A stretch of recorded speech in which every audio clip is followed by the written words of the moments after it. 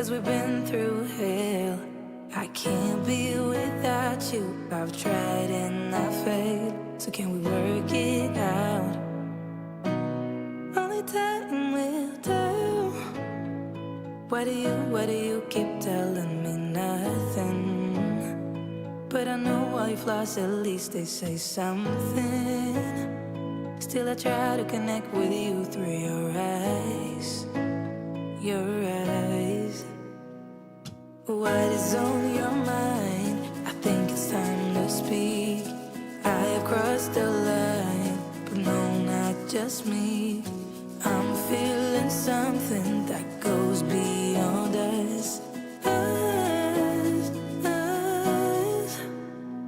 Can we work it out? Only time will tell.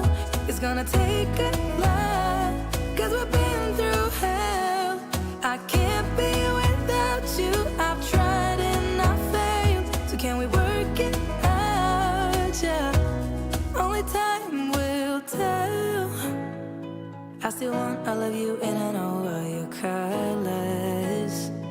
And I guess 'cause of that I can think of no others. Yeah, I need you to breathe. Without you I'm lost. I'm lost, yeah. What is on your mind?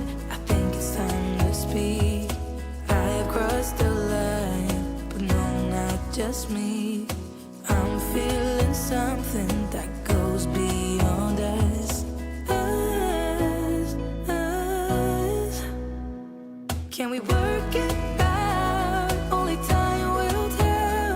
It's gonna take a lot, 'cause we've been through hell. I can't be without you. I've tried and I failed. So can we work it out? Yeah. Only time will tell. Only time will tell. Tell. Work it out. No, I know what is on your mind. I think it's time to speak.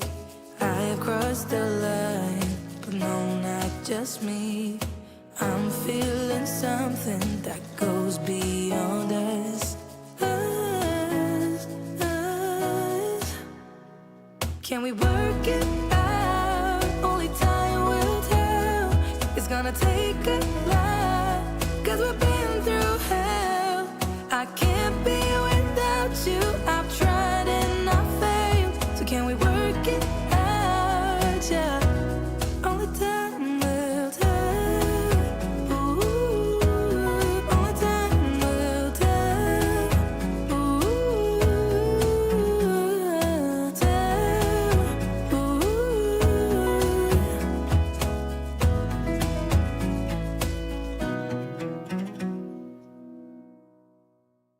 Disaroma go wild in the night. Tales of heroes may spark in the light. Voices rising up from shadowed streams, living dreams inside virtual scenes.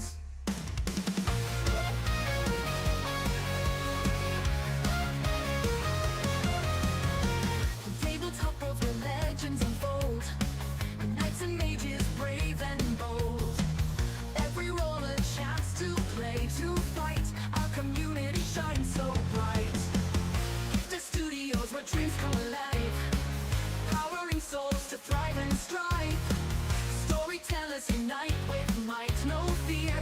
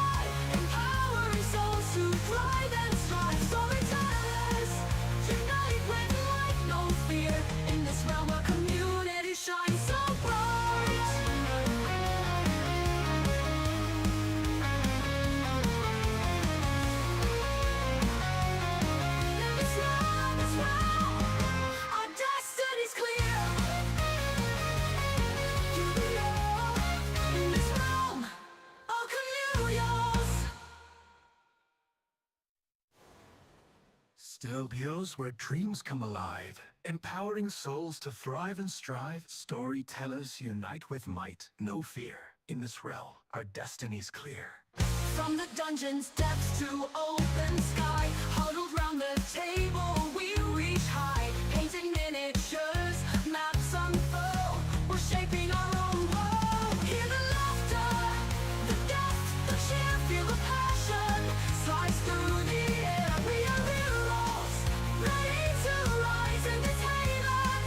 Together we thrive. Hear the laughter, the depth, the cheer, feel the passion, slice through the air. We are heroes, ready to rise in this haven. Together we grow.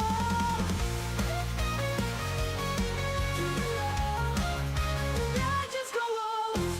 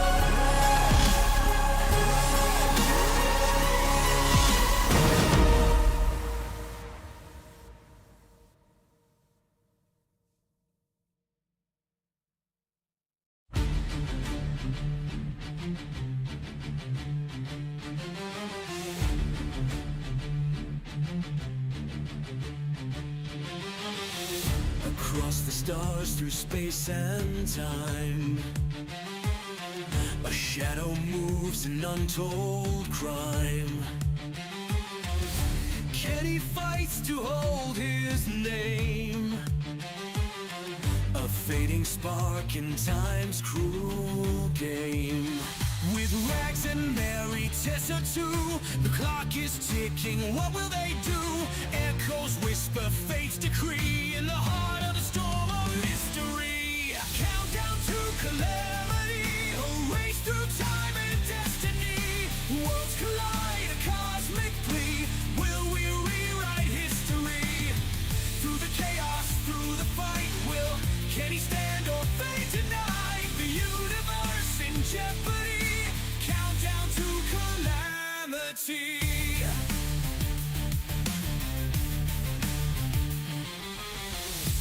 Phasing out a life untold,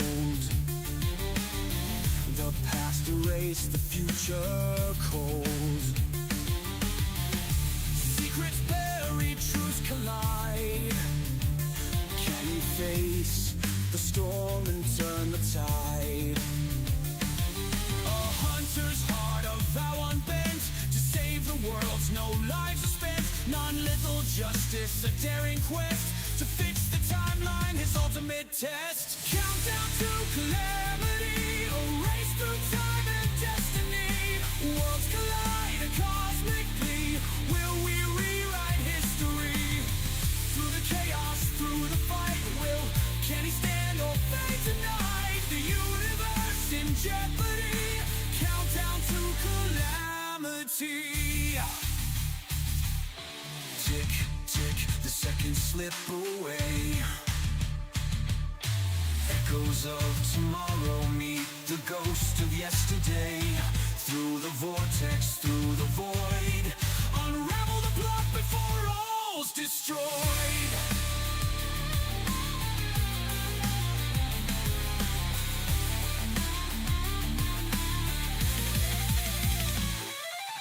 Countdown to calamity, a race through time and destiny. Worlds collide, a cosmic plea. Will we rewrite history?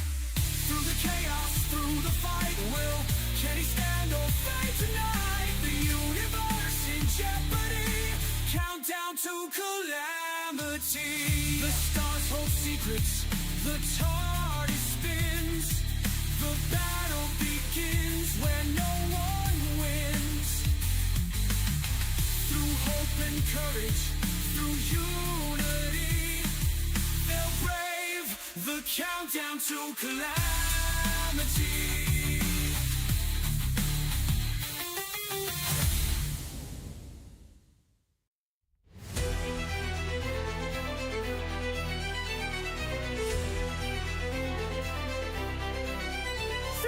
Spiraling stars, the vortex swirls.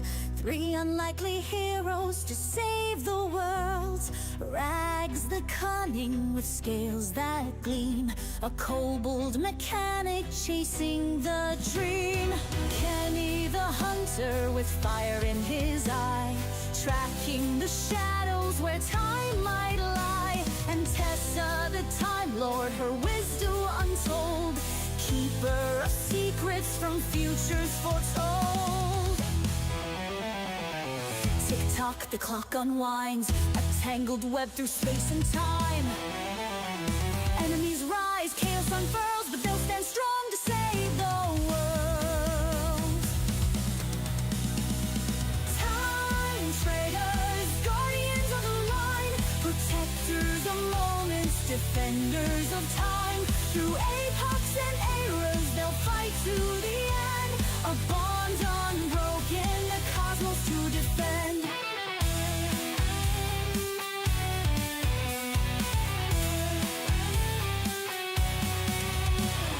Rags wields gadgets with a fiery grin, crafting the tools to pull us back in.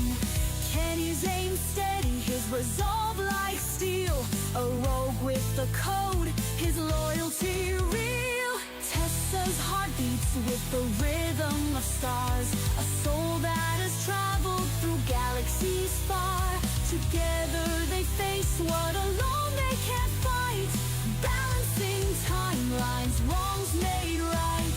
Through paradoxes, storms and endless pain, they mend the fractures, they break the chains. A twist in the fabric, a villain's dark scheme. They chase down the echoes of a shattered dream. Time traders, guardians of the line, protectors of moments, defenders of time. Through epochs and eras, they'll fight to the end. A bond unbroken, the cosmos to defend.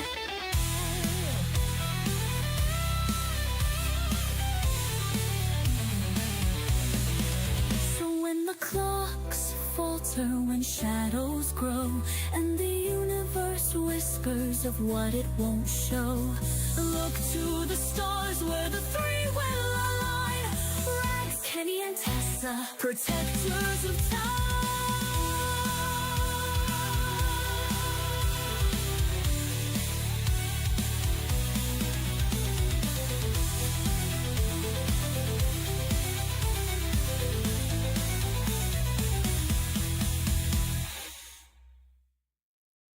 Spending time far away was never what I meant to do for us. Even though you're okay, I wish that I could give you all of me for you to save. When it gets dark, I'll take the blame for what we are. I'm not sure that we can keep getting robbed of emotion. Bide our time and proceed. Calculating the equation.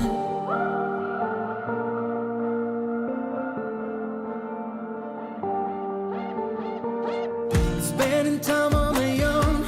Oh, you never there to answer on your phone. Even though you're alone, I wish that I could hear the words for me to carry on my own, to get me home to where I belong. No, I'm not sure that we can keep getting robbed of emotion. Bide our time and proceed to calculate on the equation. All this time that we bleed to keep getting robbed of emotion.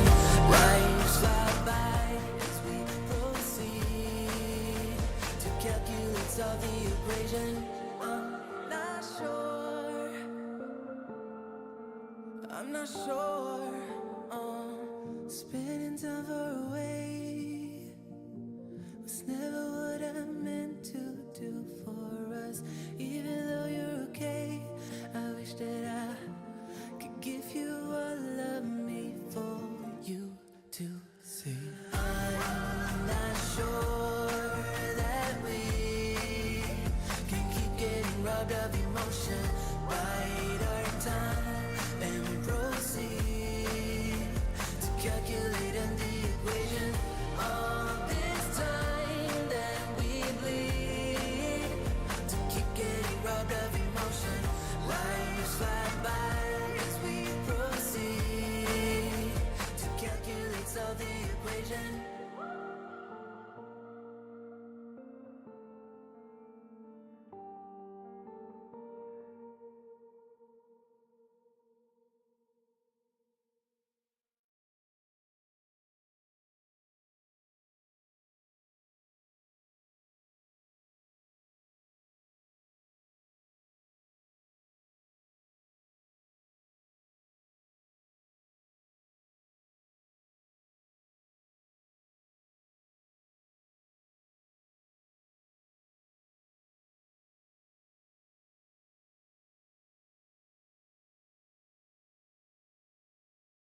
Hello, ladies and gentlemen, and welcome to Time Treaders, Protectors of Time. If you were here a little bit earlier, you may have heard our theme song and also our episode-specific song that was courtesy of our teams at our audio department. Yeah, they've been working very hard. Thank you, Sono. And now let me bring in my lovely cast members so they can introduce themselves. Well, you've only got one. Yes. Hi. As you can still tell, the timeline is very broken because my camera is still flickery. So we need to fix that eventually. But hi, I am PA Kenny USA, aka RT Studios Patrick Kenny. I play Kenny Williams, your very lovable, very huggable Shark Man. Really? With a gun. Okay. With a gun. With a gun. Yes, I know. With a gun. And go ahead. Please. Hi, I am the wonderful Time Master Trisha Welsh. We do not have Katie Wynn. She is not going to be able to join us today. So yeah. Also, we don't have an evil. Well, we never had an evil. Yeah. He fell off the timeline. It's not so much he fell off the timeline. It was he never Wibbly- entered the TARDIS. Yeah, he never wibbly- entered the TARDIS. It's wibbly wobbly. Yeah, wibbly wobbly, timey wimey. Yep. Okay. Yes, but today we're going to be doing a one-on-one session with our lovely Time Master, and it's going to be great because my character is going to go through all kinds of pain and misery. Yes, I know. I have no idea what she has planned for me, but I hope it's good. Regardless. Well, I mean, technically, this would be the penultimate episode where things are revealed, and things are going to be revealed. It just Yes. happens to be being revealed to just one person. Mm-hmm. And with that, ladies and gentlemen, we'll be right back after the opening intro. Stay tuned. Mm-hmm.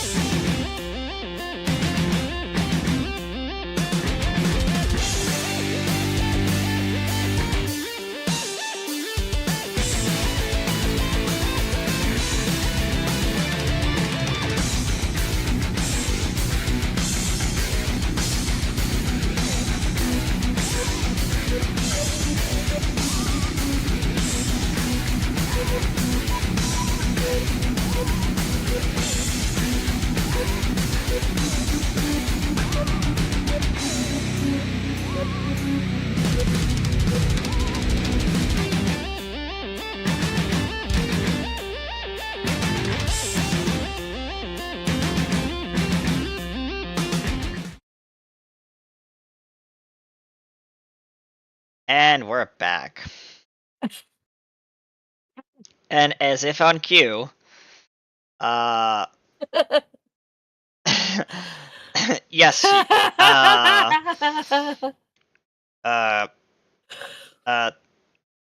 Lady Mary, can you open the TARDIS door? I think there's someone waiting outside in the vortex waiting for us.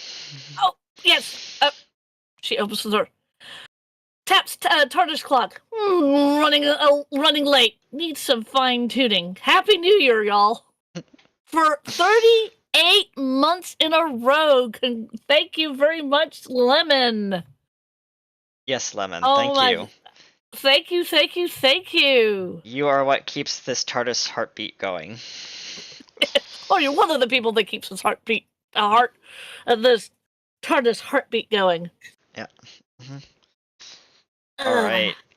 Well, without further ado, unfortunately, for our dear friend,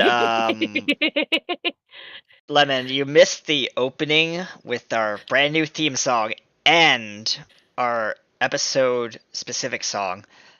But don't worry, we might play it during the show, like in the episode. Hey, keep peddling the TARDIS heartbeat. Yes. I love it. I love it so much. Okay, Mr. Gerbils, you can go take a break now. Take your 15. Sorry. Yes, we've got somebody to do something with. Anyway, so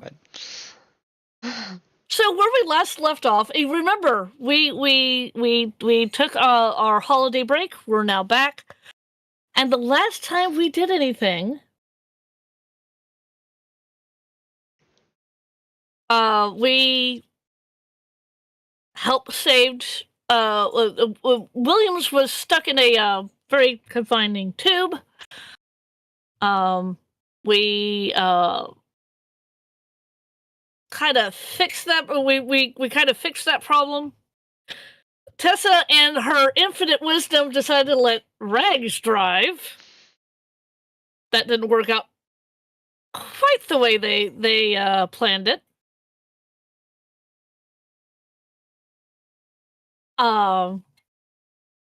And and then they got to the planet. We let Williams, have a little bit more run of the ship, expanding the thing so that he could just be on the TARDIS without being protected. And he went and built a power loader. If y'all remember the reference from Aliens, the thing that Ripley hops into to fight the Queen in that particular movie, that is what he built for himself, essentially. He built it, and then he decided that it was going to be fun from 150 feet to drop out of the TARDIS. Which Rags thought that was a very bad idea. Williams did a stupid, yes. Williams did stupid. After doing this, he did take some damage. My legs are fine. Holds up both legs. That's true. We're in the village now, and we witnessed the birth of. His Ripley cosplay was really cool. It was.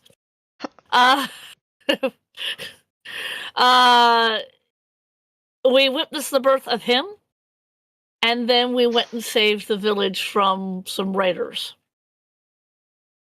We are now going back to the TARDIS to see if we can find if there's anywhere else on his timeline where he might be taken, because he wasn't taken at his birth. That would be the simplest spot to take him, is at his birth.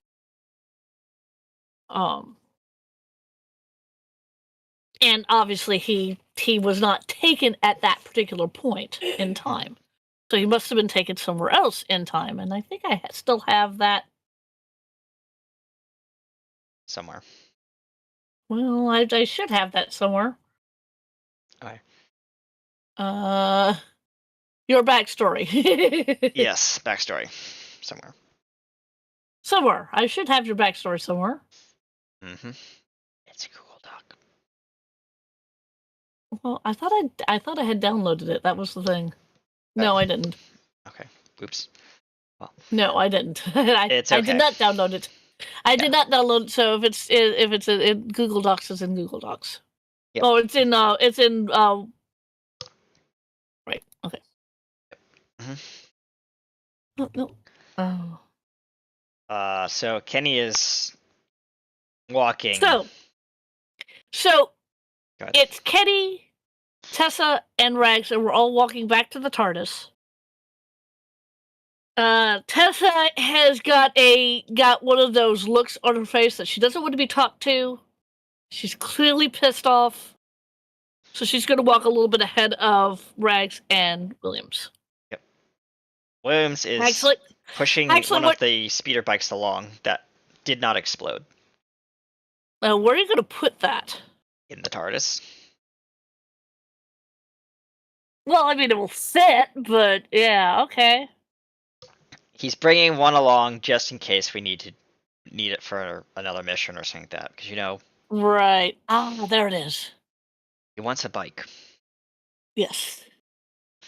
He's one of those guys who likes his big boy toys. Besides the power loader that he built. Well, you're still in the power loader. Yes, this giant machine is pushing a smaller hovering machine. Which is still doing its regenerative work. And yes. Remember, it will take it 8 hours to finish that. Yeah. So he's wincing slightly.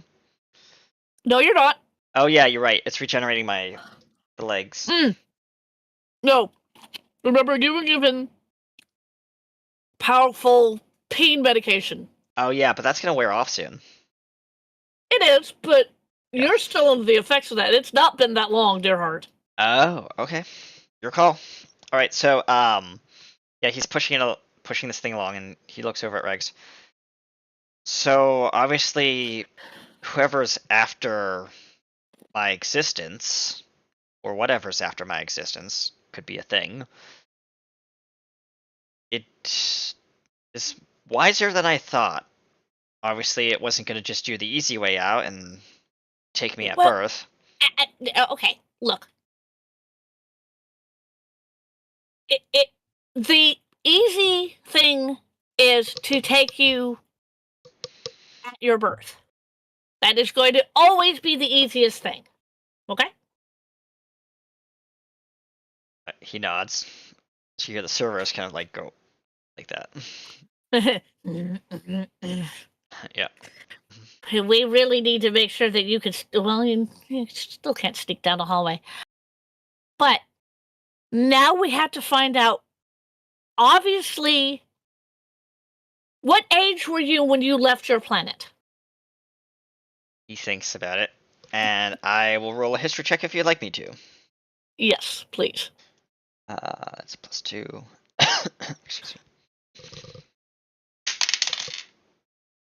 Well, that surface sucks to roll on, so I'm gonna pull my mouse, my keyboard forward. Because yes, it's a good rolling surface. The only problem is Mm-hmm. it didn't roll right. So Yeah, okay, that's fair. 8 + 2, 10. Not the best. You can't quite remember when you left the planet?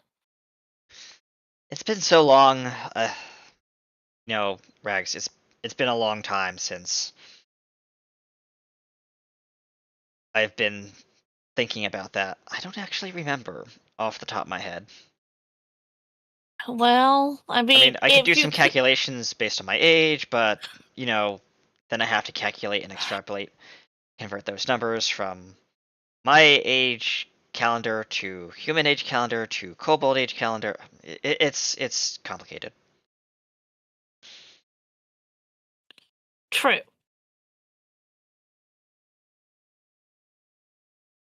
Because he says bluntly, kind of in a low whisper, I know Tessa knows how old I am, at least, but I'm about, in my species timeline, I'm about 310. You are about. Well, no wonder you can't remember when you left. I remember when I left, but that was like 2 years ago. Human years or Maybe, kobold years? He says, okay. as the servers kind of go, Okay. To be fair, as a kobold, we become young adults at age 6. I am at least 2 years beyond that, so I'm 8. Okay. Now, granted, we can live until we're 60. Although most of us don't live that long because, we're small and puny and get gobbled up by dragons. Or so I hear. Or big things step on you. Mm. Sorry. Yes, I'm short. Yes, I'm short. Sue me. But, according in kobold terms, I'm over being an adult. In human terms, if I was a human child, I'll still be classified as a child. That's fair, he says. As he looks out off to the distance, sees the TARDIS, and he says, Adventures. I like that. Yes, adventures. is it me, or does the light on the top of the TARDIS look a little off to you? It's not always been that bright.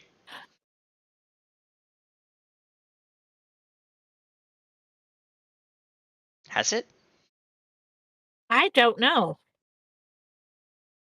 Are you sure you're all right? I think it's the pain meds setting in still, but Tessa does seem like she's having a conniption fit about the fact that I jumped out of the TARDIS.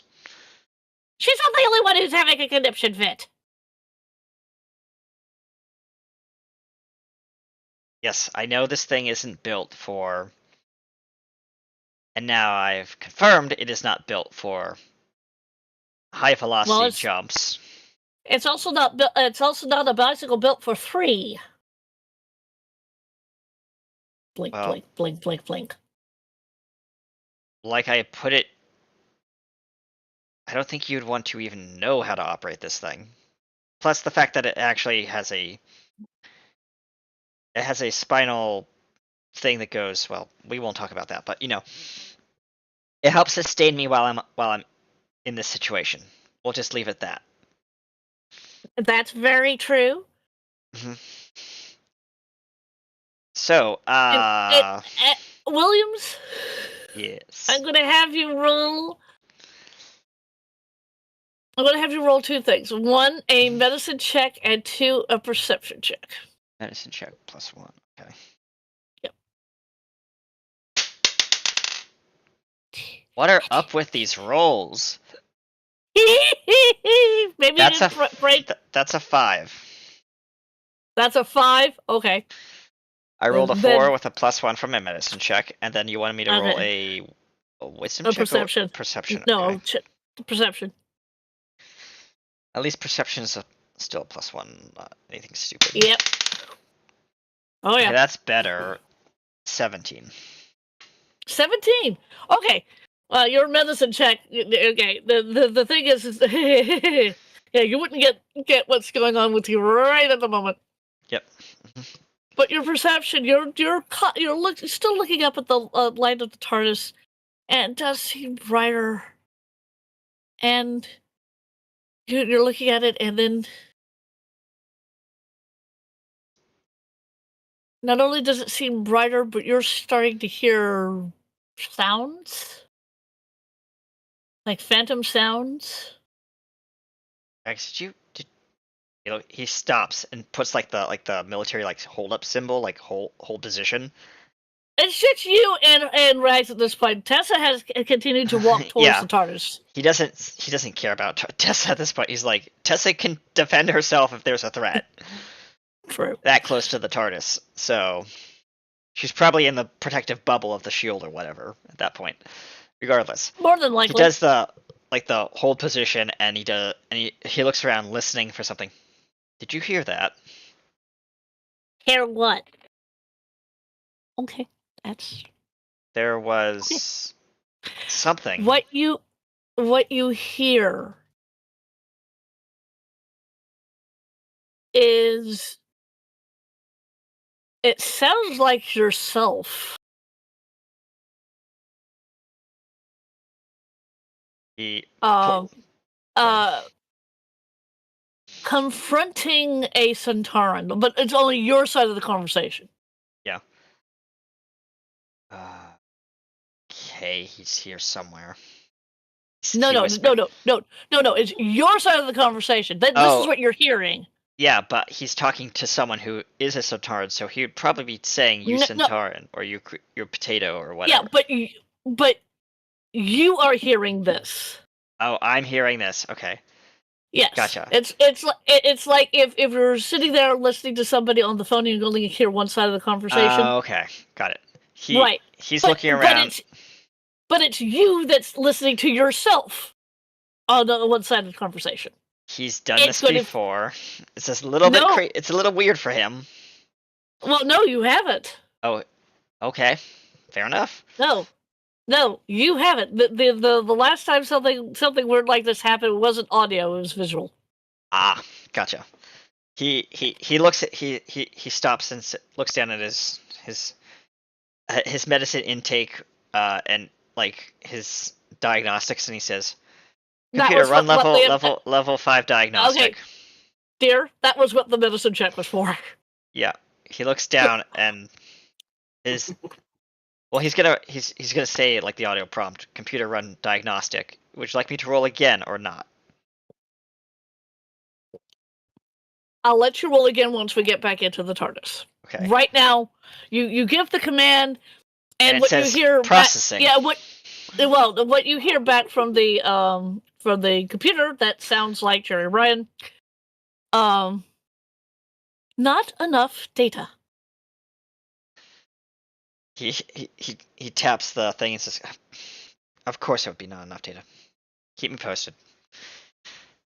Come on, Rags. Nothing to see here. Yeah, well, we got to catch up with Tessa anyway. Tessa has not only has she had this look on her face like she really wants to either punch something or throw something. That is her basic look at this point. She all three of you, Tessa, Rags, and you, Williams, all walk into the TARDIS. Tessa turns around and goes, "I will be in my room. If anything should happen, contact me. Make sure that I can still respond. But don't bother. Don't bother me. Rags, I am going to put the driving of the TARDIS in your capable hands. I mean, you got us here with minimal damage. I trust you can find the place where he is disappearing." "I think so. I hope you get to feeling better." She rolls her eyes, and then you hear her go stomp, stomp, stomp, stomp, stomp, and then out of the control room. Williams looks kind of like surprised and be like, "Okay, that's a thing." I think she is upset that she has not been able to catch her quarry. She managed to catch yours, but that wasn't the one that she was after. Okay. He says, "Okay, so let's see here." As he walks around the console. If I Okay, remember- now that you're actually inside the TARDIS, I'll have you roll again. Yeah, he's gonna be interrupted by a beeping. Yep. Nat 20 plus 1, 21. Ooh, okay. Beep, What- beep, beep. What the computer comes back to is warning, warning, overdosage on pain medication. Warning, warning. He sits down on the. Is there chairs in here? Yes, there are chairs, but remember, you're in a power loader. Yeah, he sits down and promptly crushes the chair. Oh, whoops. Well, actually, you start to sit down, and you hear, and you go, "Oh crap!" He stands up. Okay, so if, well, Okay. Oh dear. I think we need to get you out of that because now you're in the TARDIS. You should be more or less fine. computer, disengage feeds and disconnect. As you hear a very loud mechanical shink, and Kenny just winces as this rod comes out from his what would assumably be his spine. Yes. Yeah. And as this comes out of your spine and as you're getting out of the machine is still there. Yep. It's just So that powering you can down, not- and it's going into like Yeah, sleep it's mode. Yeah. And you realize as you're coming out, the pain medication that was making you feel no pain, Mm-hmm. It's now set in. the pain is starting to come back. You hurt from the top of your head to the bottom of your toes. Yeah. He stumbles a little bit, catches himself on the TARDIS console, and kind of leans Oh, on dear. it. Okay, Ah. so first off, he reaches over and he's just no, going no, to. Don't touch any buttons! I was just gonna punch in the dates that I thought I remembered. Well, as long as you just punch in the date, don't touch any other buttons. Okay. He punches in the date when he left the planet, which is on your records, and the year. Is it? I think so. It may not be. It's the same time that we were on this planet when we left. When I left. I don't think I wrote that down. Okay. Did I send you the PDF or the Google Doc? I have it. Yeah. No, I have the Williams saga, the Young Tales. Yeah. Mm-hmm. Okay. Mhm. Mhm. So I have that. I'm kind of looking. It's near the top of like the date. The year is. Is it? Yeah, it's like 3 days Whatever it is. after that date. Oh, okay. Mhm. Okay. Because it takes 3 days to get up to the mountain, 3 days to get back. Well, all you have is the year, not Yeah. the month Yeah. or the day. Yeah. All you have is the year. Punches in the year. Yep. Yeah. Okay. Well, I don't remember exactly what day or what month. All I know it was late afternoon. Okay. Well, I mean, if you have the year, I mean that we can try to do the. Yeah. Well, okay. I'm going through time. I'm not going. You don't need to go through space because we're already in space. Technically, it's Right. same Where's position, it left? almost. Yeah, just different year, Yeah. date, time. Oh yeah. Let's see here.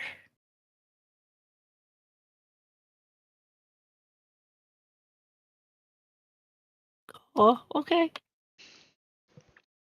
Let's see here. What is that? Okay. Since we're only going through time, Yep. I made the check. Made that check. Yep.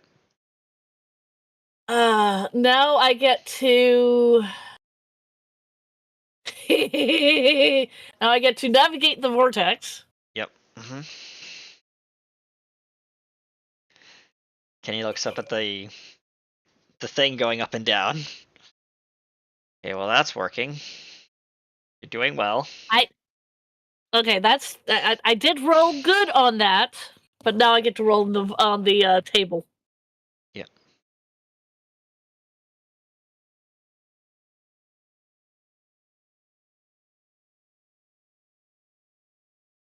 Oh god, I think I've done that one though.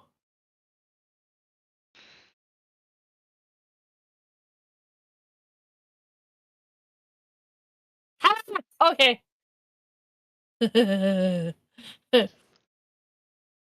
um.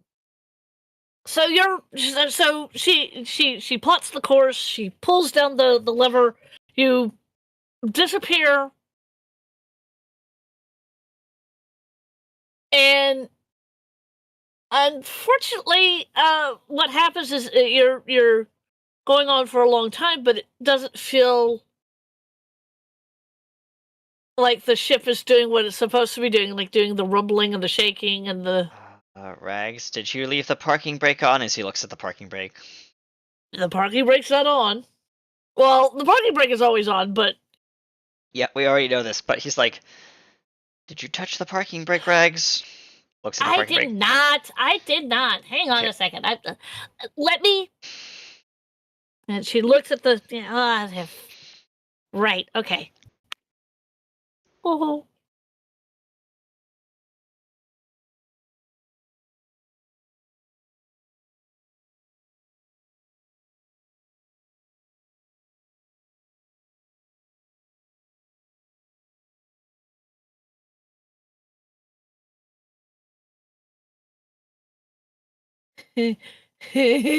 Oh dear. Hmm. Okay. She looks at it again and goes, Mm. Okay. Calm down. Think about it. Breathe. I can do this. I've done it once before. Need help, Rags? I'm right here. Thank you, but I'm trying to remember how to pilot one of these things since I am newly minted. Or at least, yeah. So you As see they her say give. in this show, as they say on this TV show that I've been watching, you have the con. She gives you a look and she just kind of shakes her head. Right. Now I'm gonna roll it in. Let's see here. I pass. Okay. And now I get to re-roll the navigate the vortex again. Come on. That's... Yes, okay, I make that one. Now I get to roll this again. Come on, something better than what I had. Oh, come on, not that again. I'm not doing that again. Come on.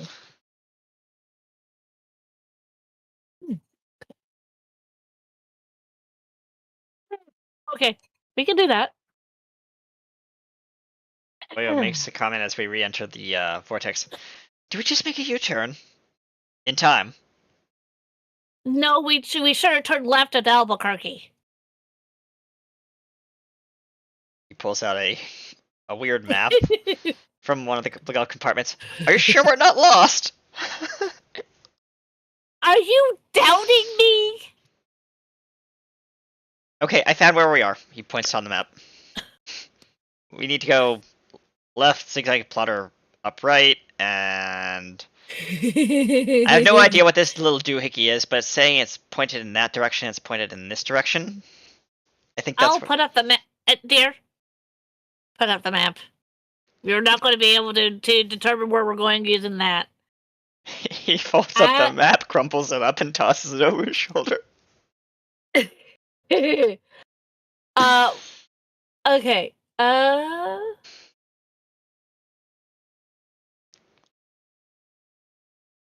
Okay, this is going to happen to you, Kenny.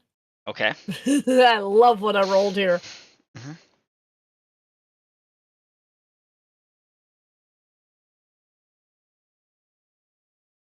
I'm going to describe this. As you're throwing you crumpled up the map and throw it behind you. Mm-hmm. The image of you remember the brightness of the TARDIS light. Yep. Mm-hmm. Comes into your eyes, and it fills your vision. He stumbles backward and falls over the back of the railing.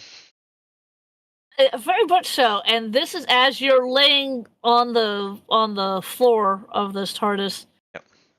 Looking up at the ceiling. Well, you're not looking up at the ceiling. You're looking at a room with several individuals in it. And they look like they're facing off against each other. There is three people, three entities on one side and three entities on the other. And what you notice about the other side is one of them has the hint of a tail. And that's all you get as you get stabbed. As you're getting shaken back awake, I want you to roll me a wisdom saving throw, please. Okay, wisdom saving throw. Got it. Wisdom saving is +1.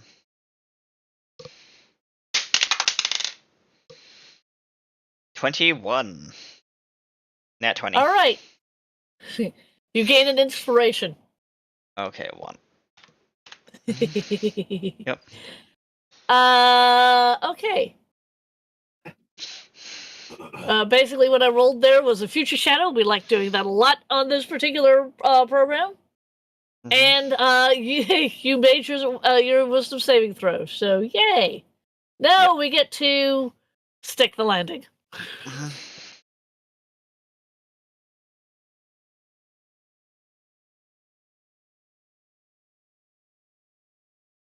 Ooh, I think I made that.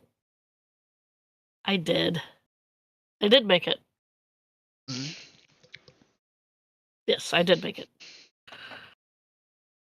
And this one, I kind of want a...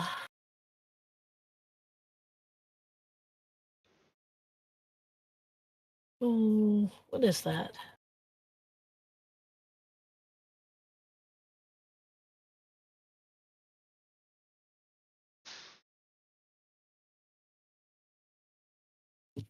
What?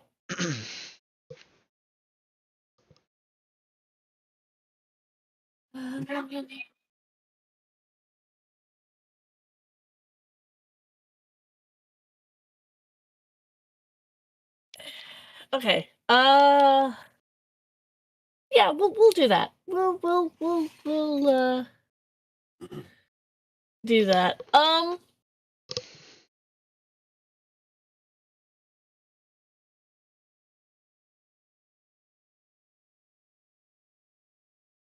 Yeah. This will be interesting. Mhm. So the TARDIS lands. Okay. I think I've landed on the planet. I think nothing is broken. As he gets up from the floor. Are you all right? Yes, I just saw. With my wisdom save, would I be able to tell her exactly what I saw or close to what I saw? Well, if you can remember what you saw. All right. So, Rags, I Uh-huh. think our futures may. I just saw a glimpse of our future, and you were definitely in that. I think, most possibly, something had a tail, but very short creature. Well, small creature had a tail. Sorry. Uh, but One of the creatures. I didn't say what sizes they were. one of the creatures had a one of the tail. creatures, one of them had a tail. I don't know which one. I don't remember what size they were. It was all just kind of really bright and very blurry, and it. All I know is that there were 3 people fighting against 3 people in an epic battle, and then I woke up because something shook me awake. Well, that was me shaking you awake. Um. But oh, okay. Well, thank you. As he gets up. Ow, my head. Why is the room spinning? That's because you fell over the railing. Okay, yes, but it. I think it's also the fact that these medications that I've been drugged up on are wearing off, and I'm gonna go sit down. Hun, I think you. I think they were wearing off as soon as you got out of the suit. Fair, he says.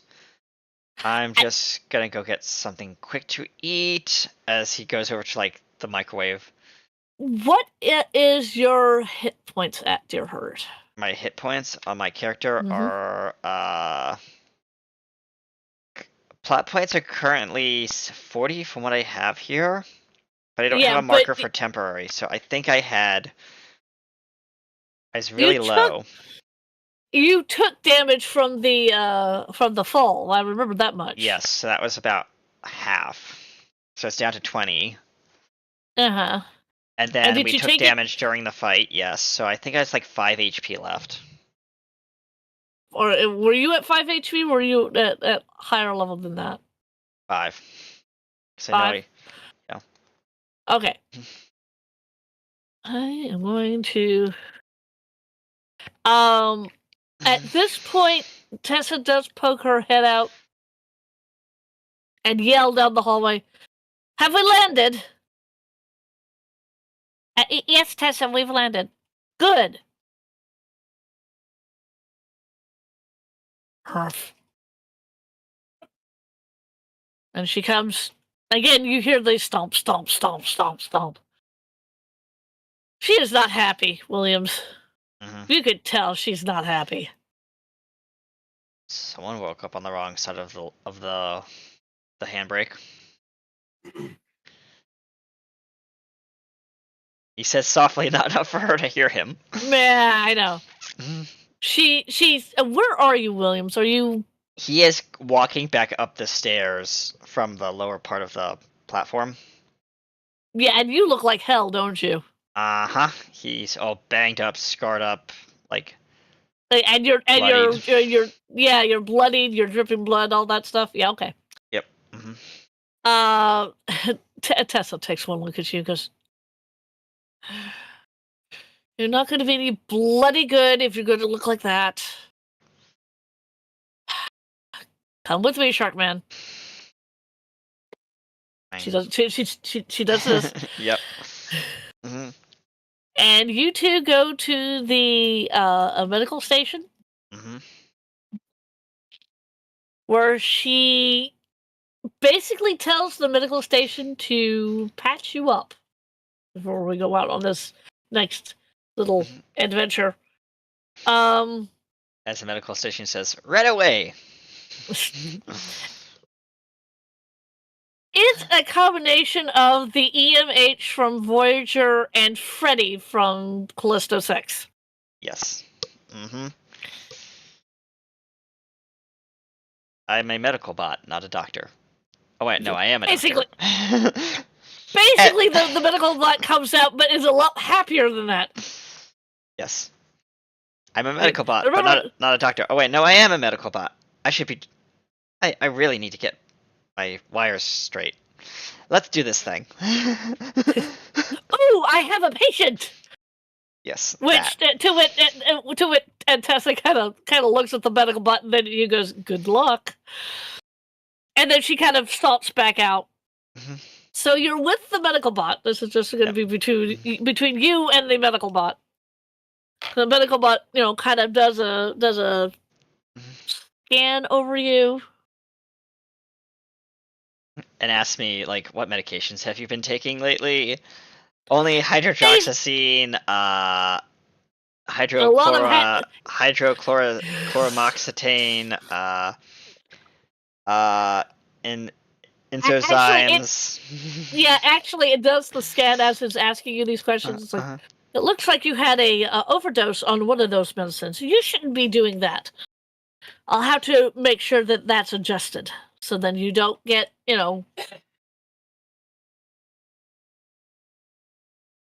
an overdose on that again. Yes, he says. I don't like it when the room spins. I'm sure you don't. Anyway, so after it's finished its scan, it will then. Now, I do not have a character sheet for this lovely. Character, I do. Oh, the medical bot. Sorry. Yeah, the medical bot. I don't have a character, Yeah. so I'm going to work this off of Rix's stats. Oh, come on.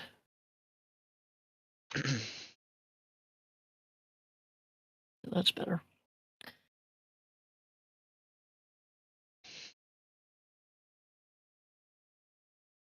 That's better. The medical bot then goes right. Produces an arm that has a rather mean looking needle on the end of it. Keep in mind this probe kind of looks like the probe from Star Wars. The interrogation bot that interrogated Princess Leia. Mm-hmm. I hope you're not going to put that in a place where it doesn't belong. Well, we'll just see about that, won't we? You see it fill up with a nondescript color liquid. Yep. And it goes in. I am going to have you roll a Constitution saving throw to see whether or not you pass out from this. Sure. Thankfully, my Constitution is decent. 14 plus 5. 19? 19. It's okay, yeah. Yeah, you don't get passed out, but man, did it hurt. He grits his teeth. And, like if a shark could, like, grit its teeth and snap its jaw in pain, yes, it is doing that. Okay.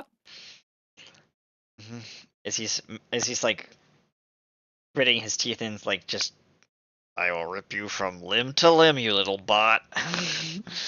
Oh, I'm sorry, you cannot do that because I'm under the control of the TARDIS, and you can't do any violence. More gritting of teeth. Gnashing of teeth. Yeah, gnashing your teeth and going, I want to punch this bot right through the wall, but I know I can't do it. Mm-hmm. You know, just kind of like you've got your eyes crossed and everything. Yep. Mhm. Yep. And what this bot has now done to you Mm-hmm. is essentially I'm going to give you a full rest, Mhm. a long rest, Yep. so you get your plot points back. Yep. Cool. Marked it on my sheet. And Williams, after this ordeal is over, he stands up. Thank you.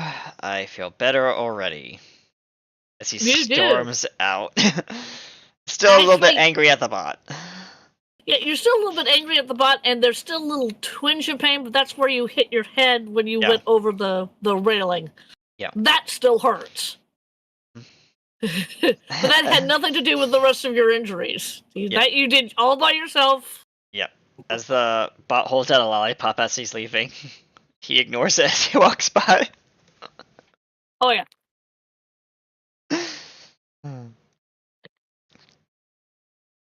Walks back into the As control you- room. Yeah, you walk back into the control room. You see Rags and Tessa talking.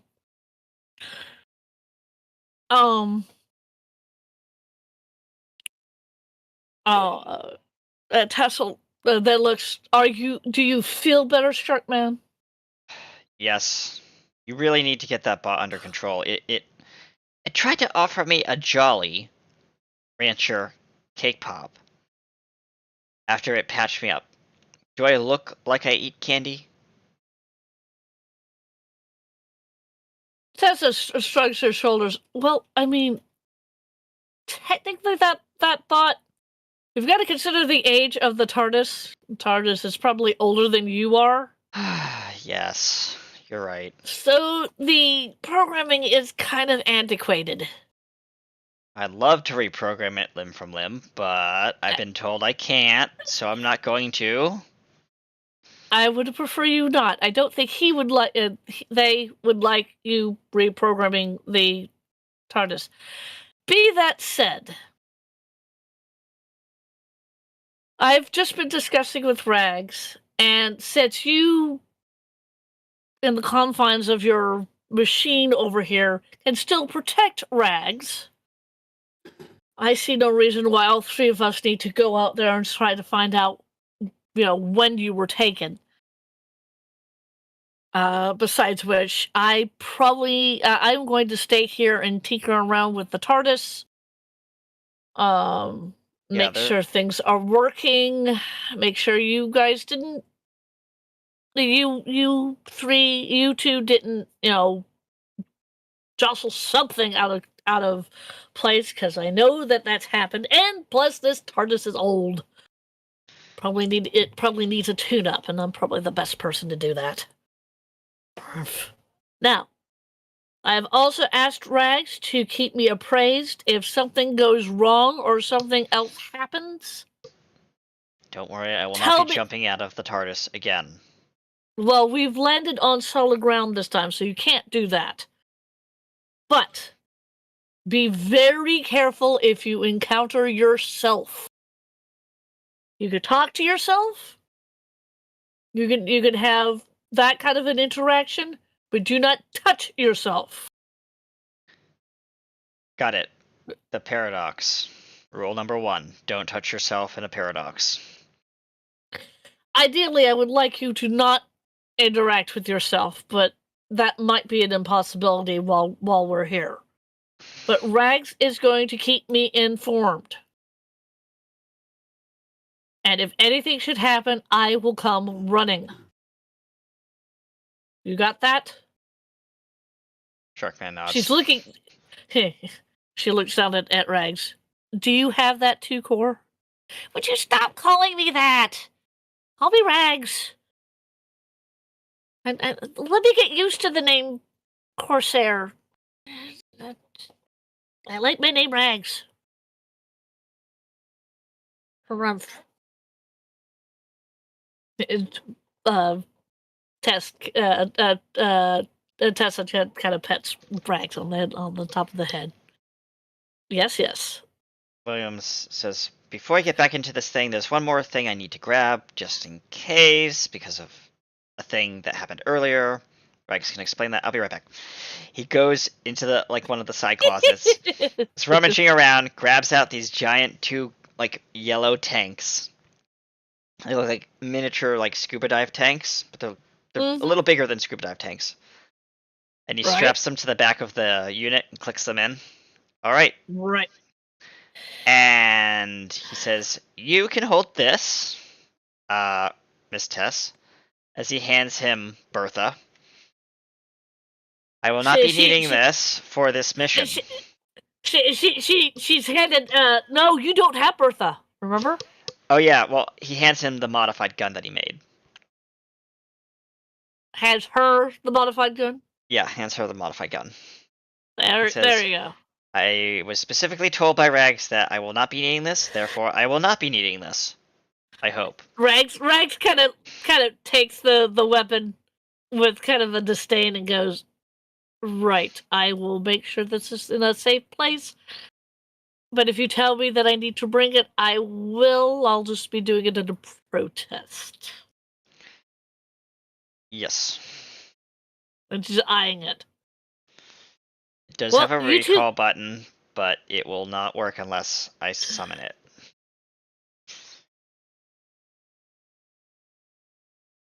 With this control on my suit, which I'm not going to push because it's under the panic switch, which is currently closed.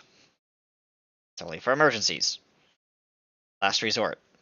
That's why I have these babies. He taps the tanks on the back. Nerve gas. Fine, whatever. Rags, you'll be able to keep our darling shark boy in line. I think I will. Thank you. All right. Well, Williams, let's go. He climbs into the power suit. All And this systems time online. As he goes. Yes. Actually, when you got out of the suit, the regenerative thing that was going to go on for 8 hours, has been canceled. Yeah, it turned off. Yeah, it turned off.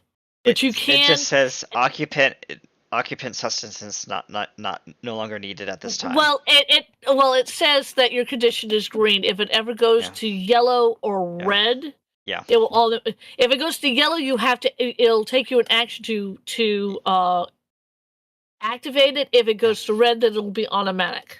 Yeah. Keep that in mind. Yes. You have 40 hit points. Yellow means that you're at half. Yeah. Red means that you're 15 or less. Yeah. Okay. Yep. So just keep that in mind. Yep.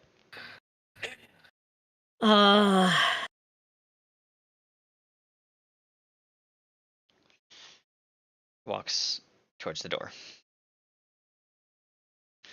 Yes. Walks to the door. Right. And both you and Rags walk out. Where you guys are.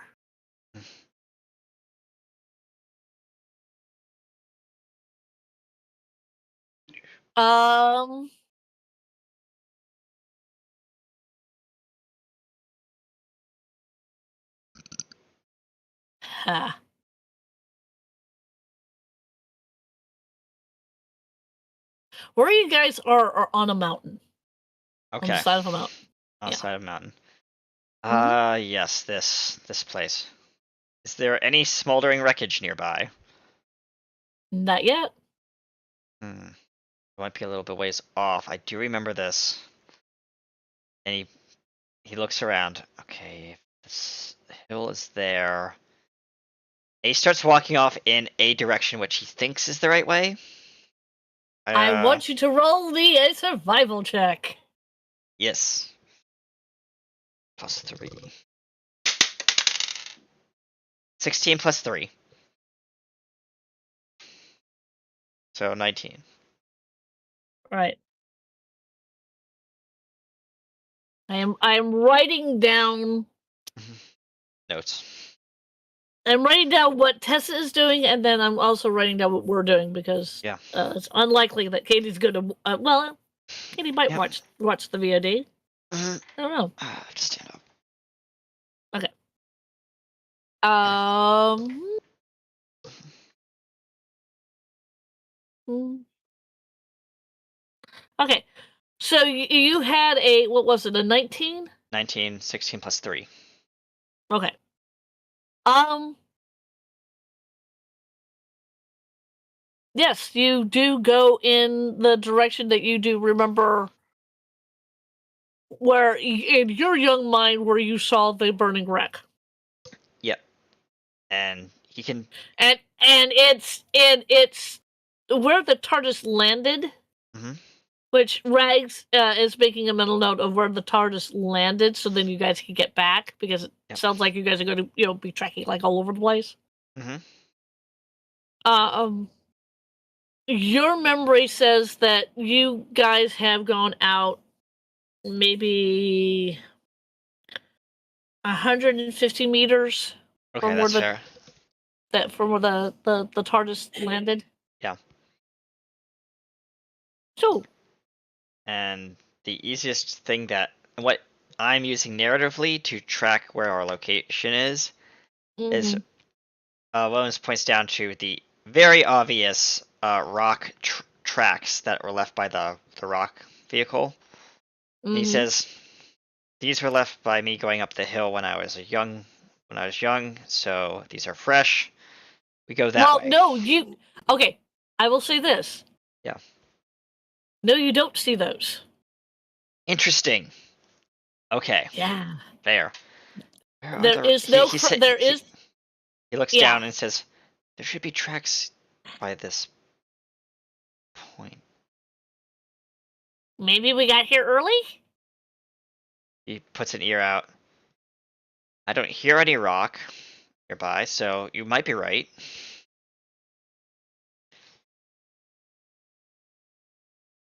Let's keep moving forward. Continues That walking. might be a good idea. Yep. Yeah, because according to your lovely backstory, Hmm. uh, this doesn't happen until like the next morning after Yeah. uh you did something that you weren't supposed to do. Yes, I stole a rock. But Yes. we'll say about that later. Yes. So this is the night before, the afternoon before. Yeah. Okay. Yeah. Okay. So Go ahead. So Rex follows you. She catches up and she goes, "So, I mean, what happened here? Do you remember?" I do. So he points off onto the near the ridge, the Uh mountain. Uh, there was a ship, a very weird alien ship. huh. It was, at least my people call it a Gaytech, uh, scout vessel. It looks kind of like a weird starfish thing, and he kind of tries to do his hands with the thing in the power suit. It doesn't look good. Mm-hmm. But it looks like a starfish, and it crashed with its star feet up. And Uh-huh. I found this young woman there, this young girl. Her name was now I'm blanking on the name. What was it? Sorry, can you remind me? Well, I know what the name is. Yeah, I'm gonna roll a history check to try You and roll a remember. history check, but what I'm going to say is, this is a fairly high DC. Yeah, high DC. So There's a reason for it. 12 plus history. 12 plus 2, 16. No, that's not 16. 12 12 plus 2? 14. Sorry, 14. Not There 16. you go. I was looking at the stat below and it's like, that's a plus 4. No. Go ahead. Yeah, so So you sit there and you go, what was her name? Her name. This name has stuck with you Yep. through most of your life. You Yep. remember that, you know that much, that this name was the person that Yeah. helped you off the planet when it was needed. She was my friend. Why can't I remember her name? As he just like is just standing there, kind of like walking and pouting about it. Regs goes, that shouldn't happen.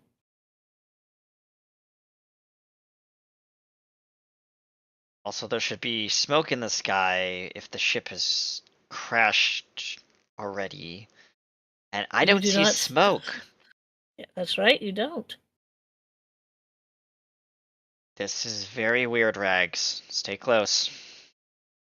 I was planning on that.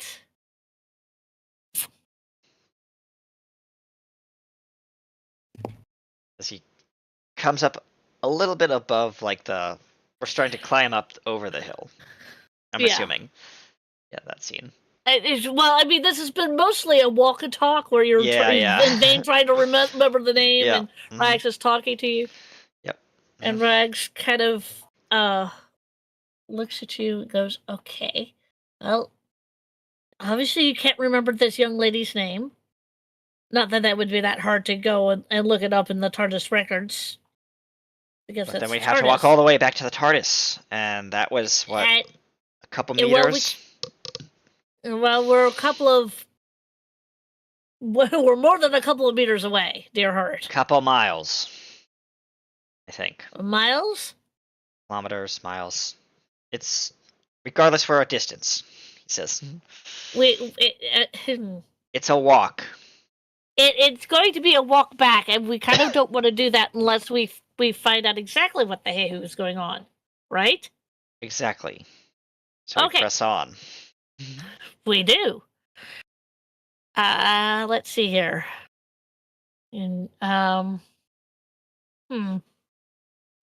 As you press on,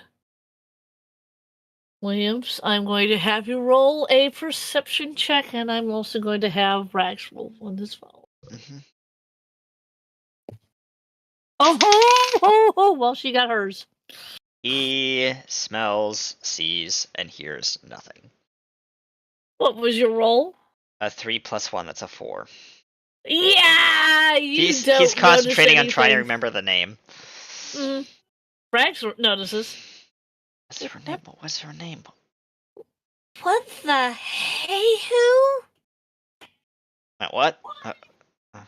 And now you notice you're not on the mountain anymore. He looks You're around. you're in an alleyway on Earth. Okay. Computer. Cloaking systems. Computer doesn't answer. He taps the thing. Computer cloaking systems. Computer doesn't answer. Shit. Well, this is gonna suck. He says in the alley, as he has it in his shark form. I want you. Yeah, you're a shark in a power suit. Now I want you to roll me a history check. Yep. And I'll have Rags roll me a history as well. 15 plus. There we go. 15 plus 2, 16, 17. Not bad. And that's a 16. Okay. Both you and Rags get it at the exact same time. This was the alleyway that you, Williams, Rags, and Tress found the TARDIS at the start of your adventure. This is familiar. Why are we? What are we doing here? He looks around carefully. And you do see the TARDIS off in the distance, down in the alleyway. Oh, this is not good. This is not good. As he starts walking towards that TARDIS. Now, wait a minute. We're not supposed to be meeting ourselves. If ourselves are in there, Either ourselves are in there, or our sworn enemies are also in there, dealing with our friend ourselves. Oh, This is okay. weird. Okay, we remember going into the TARDIS and finding nobody in there, right? Yes, but we have to understand the circumstances. What if they already came here before us? Oh my gosh, this is a paradox, and he's like, Okay, so slow down, calm down, calm. We're calm. yes, we're calm. Is he standing at the door, just staring at the TARDIS door? And you do hear voices, Williams. Your voice, Tessa's voice, and Rex's voice. They're all discussing. It's here. We have to find him or them. Wait. I remember the door closing, supposedly closing by itself, and the TARDIS activating. We need to get in Right? that TARDIS. No, we don't. Well, the door's closed, so it couldn't No, have just... the door is not closed. The door is open. Don't just stand there. They might see us. He pushes you behind the door frame. Look, if we close the door, then we send them on our adventure. That's how we get here. If we don't close the door, they're going to wander outside, and then we will never be here. Does that make sense? Door. As he reaches up and closes the door. The door closes, and you see the TARDIS wink away. Okay, that part of the timeline is still intact. I hope. Yeah, but how did we get here? We shouldn't even be been here. Good point. Obviously my computer sensors and anything about my computer is not working. So that's not gonna help. Williams? What? Your fingers, actually, most of your hand is starting to wink in and out. Oh, he says Shiza. Rags is used to it, and she doesn't care if anybody else curses around her. She won't do it herself. Yeah, he says. Or she'll rarely do it. And since my computer's offline, the panic button and the regenerative functions will not work. This is great. And I didn't think to bring the backup battery. Well, don't panic. Don't panic. Let's first figure out why we're. I mean, other than setting ourselves on this adventure, and we've obviously done that, and we haven't reverted back to where we were. First off, right? One thing: we're on Earth. You're a kobold. Yes. I'm a shark, giant humanoid shark.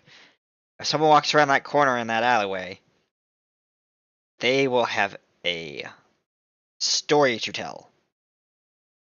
This is 2005 we're talking about. No, it isn't. It's 2024. Get it right. Okay, yeah, 2024. Regardless, if someone walks around that corner and sees us, they're not going to know what they saw, and they're going to go run to the nearest whatever the alien hunters are in this world. So we need to be discreet. We don't have disguises. We need to stay undercover. So this is now considered a stealth op. Well, no, duh. Stealth op. All right. Let's. At this point, I don't think I can talk to Tessa. I've been giving her, kind of a running commentary about, what we've been doing. We were out on the mountain. You were saying that you couldn't remember this young lady's name. I've transmitted that back, and the last thing I got from Tessa was going to check the TARDIS banks to see if she could, get that name, and that's what she was doing when we ended up here. And the comms are now out. He taps his wrist. Yeah, that's what I'm saying. So we're on our own for now. Well, we are on our own for right now, yes. Which, that sucks, but, Well, we need to get out of this alley, and he would like to roll a perception check to look for a storm drain. He's not going to walk outside the alley and just be out in the open. He's not going to do that. He's stealth. Well, trying to be stealth. I understand that. I am going to have you roll. Mm-hmm. You're doing a perception check, right? Yes.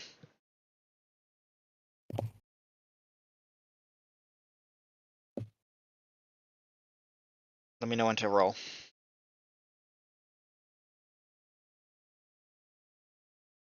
Actually, that's pretty good for her. And Frags. That's not bad. Okay. Oh, okay. Wow. Dirty 20. Nice. You do find one. Yep. Right as he takes the power loader, because it's not you're powered. taking the power. Yeah, as you're taking the power. The power loader actually still works. But it's like trying to drive without assistive steering. It's very hard on his body. Because the hydraulic system's offline. No. Really? Nothing is offline. The only thing that you can't do is talk to your AI. Oh. Okay. I thought the whole AI was controlling the whole systems. That's what I thought. Mm-mm. Okay. No. So the base rudimentary functions work. It's just the onboard intelligence does not work. Got it. Mm-hmm. So he lifts off the storm drain into the sewer. As you're lifting up the thing for the storm drain, you hear from the other side of the alley, "What are you two doing here?" In a very English voice, which I will not be able to produce. So, pardon and me. He drops the storm drain as it clatters back into position, closed. Mm-hmm. Shit. Are you going to look in the direction of the person who's talking? He is going to turn his head, yes. You see, standing in front of you, or not actually further down the way. Yep. A woman who's about 5'4", has dark brown hair, blue eyes. It's Sarah Jane. Well, at least it wasn't just anyone. Yeah. Work with this, he thinks. You're thinking this in the back of your head. Rags looks at her. Miss Sarah? Oh, good. Maybe you could tell us what the hey-hoo is going on here. We're trying to... Okay.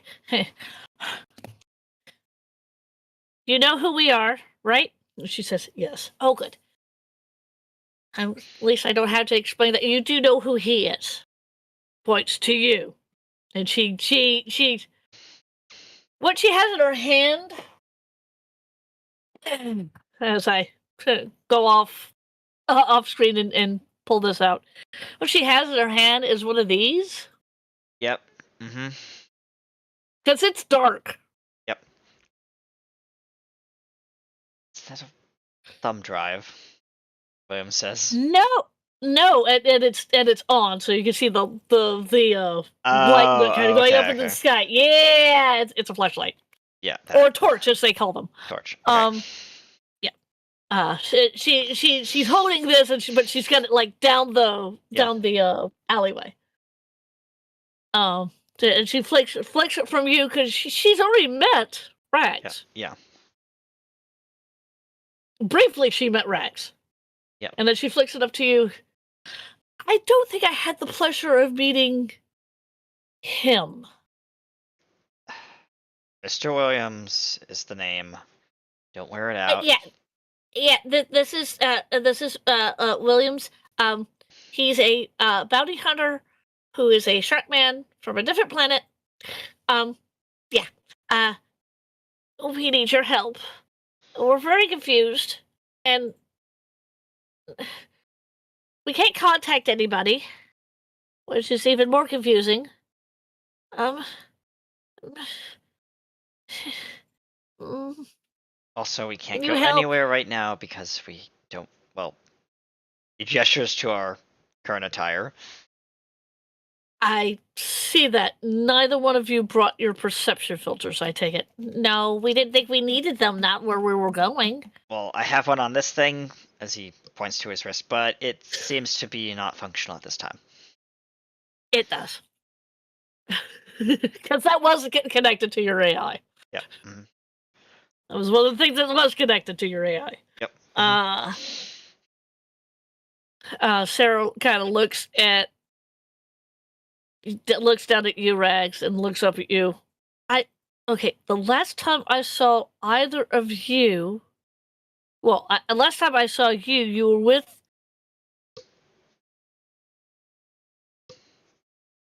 Tress out in front of a stately home, and we had just rescued you. Oh, we're in that part of the timeline.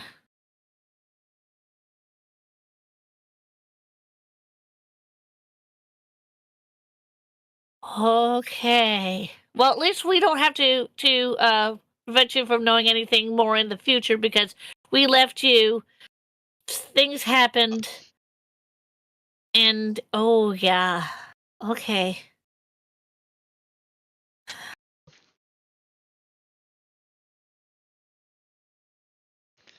Okay, so,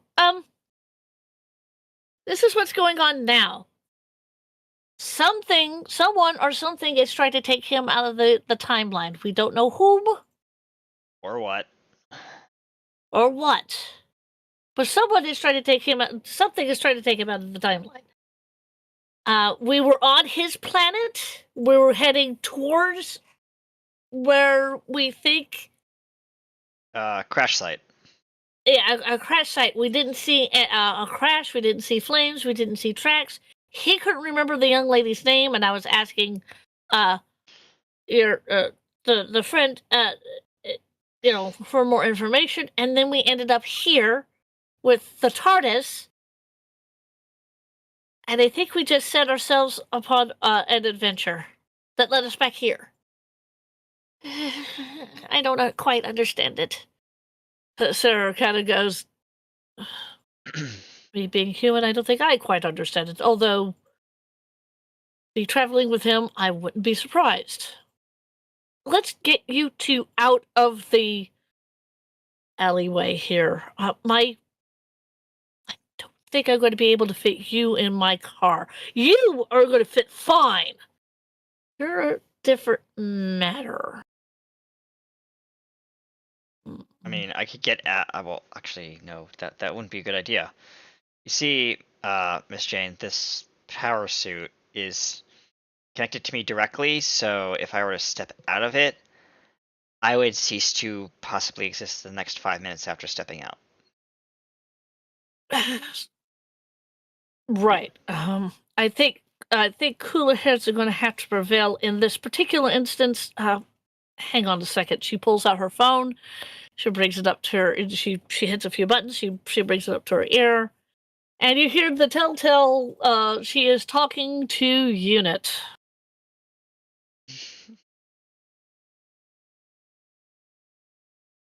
You hear, yes, Kate. I seem to have found Miss Rags and a Mr. Williams. I believe that you have encountered them before. Oh, good. Well, they're in the alleyway with that anomaly that we picked up, after I came back. Just remember, I'm only on part-time. Extreme part-time. No one is supposed to know that I have come back. but I could take Rags in my vehicle, but Williams is, for the lack of a better term, he's in a power loader. Yes, Kate, that's exactly what I said, a power loader. Oh, well, according to them, Williams is in the power loader because he's trying to someone or something is trying to take him from from his timeline, and he's winking out, and this was one way to prevent him from doing that. Yes, Mum, he does stick out like a sore thumb. We will wait here. Thank you, Kate. And she hangs up. Kate is not happy with you, Williams. Because I remember last time I had a power loader in a different alternate reality, they took a small, basically like a gyrocopter, and flew me over London in the power loader with strings attached, and they just picked me up and flew me back to HQ for everyone to see from below and taking pictures. They thought, oh, it's just someone hauling really expensive military-grade equipment somewhere. But somewhere on the internet, there's a picture of a power loader being hauled around by a Tomahawk-grade gyrocopter in another reality. Yeah. Mm-hmm. So you wait there for about 20 minutes. You two catch Rags doesn't tell her everything you've noticed, Williams. She doesn't tell Sarah that she is now a Time Lord. Mm-hmm. So yeah, Sarah's still under the impression that Rags is still a kobold. Yeah, he's not going to say anything if she doesn't. Right. He knows better Rags, than that. Yeah, he does know better than that. But you basically, between the two of you, you basically catch Sarah up on what has happened since you guys have parted. She has found out that Tessa has regenerated into the countess. Mm-hmm. Yep. Yeah. So regeneration. She finds out about the planet that was taken over by the Dalek puppets, which, to wit, Sarah does kind of do the all-body shiver. Uh-huh. You see that, Williams? Trust me, I don't like them either. They're trash cans. They need to be disposed of. Sarah has met them on more than one occasion. Yes, but that's just a side comment during this conversation. Pretty much. Mm-hmm. And then all the things that were going on here.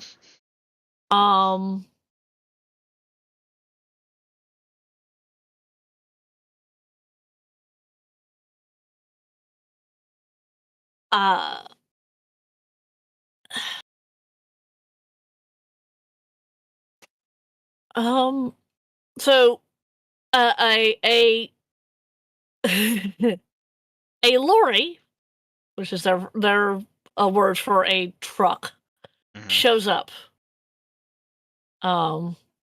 Unit people hop out of it. They take one look at you and go, right inside. They break down like a little ramp so then you can walk off it. Yep. He walks into it. Right. They bring up the ramp. They close it. We'll follow you, Mum. Looking at Sarah. Well, come along, Rags. Yes, Miss Smith. And Sarah and Rags are in her car, and you're being transported by a big frickin' lorry. Yep. Driven by unit people. Mm-hmm. It's a giant black nondescript 18-wheeler. Pretty much. Yep.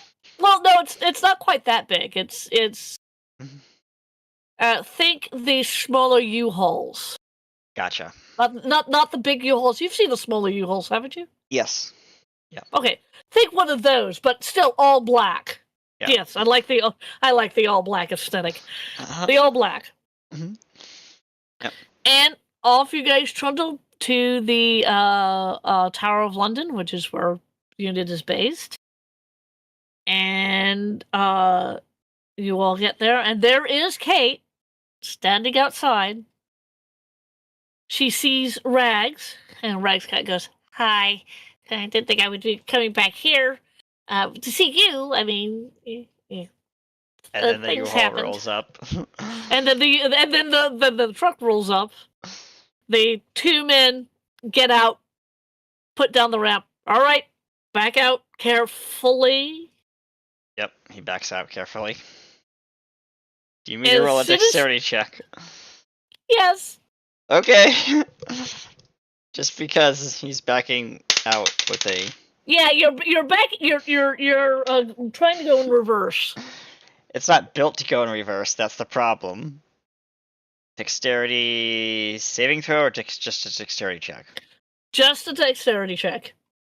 14 plus 3, 15, That's 16, a 17. Yeah, he does it, but he doesn't like it. Yeah, you kind of back out. Mm-hmm. You land. You turn, and you're looking at Kate, and Kate goes, "Right." And you can't leave it. Miss Smith has appraised me of what's going on. You can't leave that, correct? Correct, unless you want me to disappear in 5 minutes. Or sooner. Well, we may not be as specific, as fancy as the TARDIS. Well, I think we can help you too. Come along. And so it's Kate in front, Sarah and Rags in the middle, and you're taking up the rear. Taking up the rear, Because followed you're by 2 of the unit officials, guards. Well, damn it. I'm kind of getting hungry, so I would like to take a short break. Get something to nibble on. But it's your call.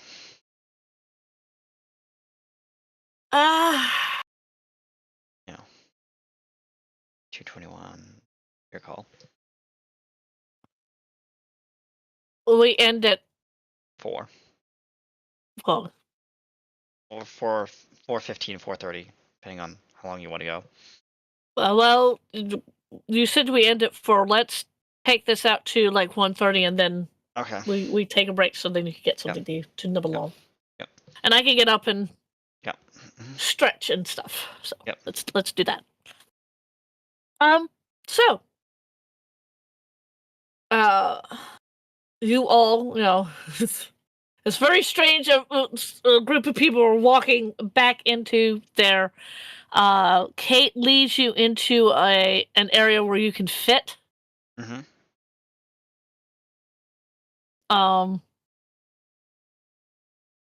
And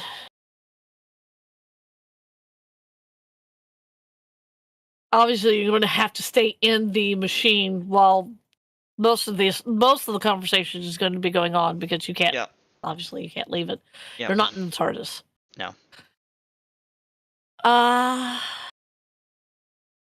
So she then proceeds to take you around, and you guys go into a freight elevator, Mm-hmm. which is the only thing that's going to be big enough to hold you. Yep. And then you guys get to the kind of the main hub of unit.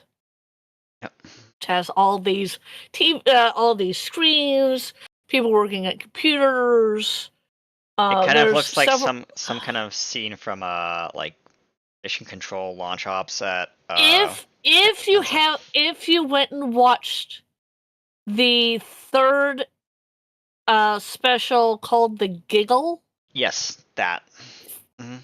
That's what it looks like on the. I know exactly. On the inside. Yep. Mm-hmm. Okay. And I'm also saying that for people who have actually watched that particular one. Mhm. Yep. I also know what it looks like because I've seen shorts of it. So, Yep. but that's what it looks like, and it's big enough for you to be in here. Although people trying to go around you is going to make it a little bit more uncomfortable. Yep. But I have to stay in the narrow path that goes down the middle. I can't stand on the side or near computers. yeah, something like that. Yes.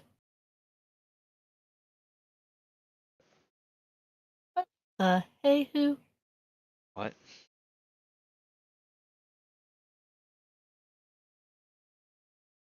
That boy bread? Someone follow you or something?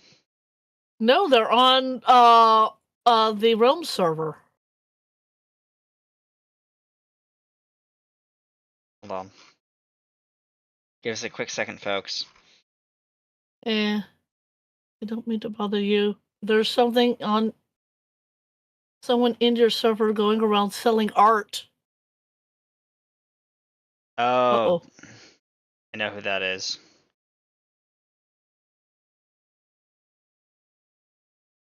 It's Lucille. What did they message dear. you about?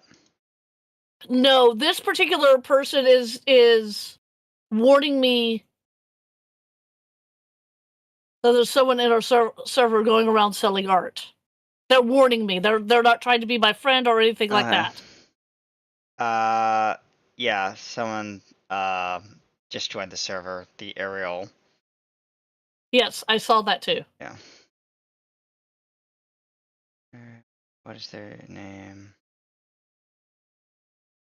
That one. I don't even know who that boy bread is. Give me a second. I'm doing some security checks.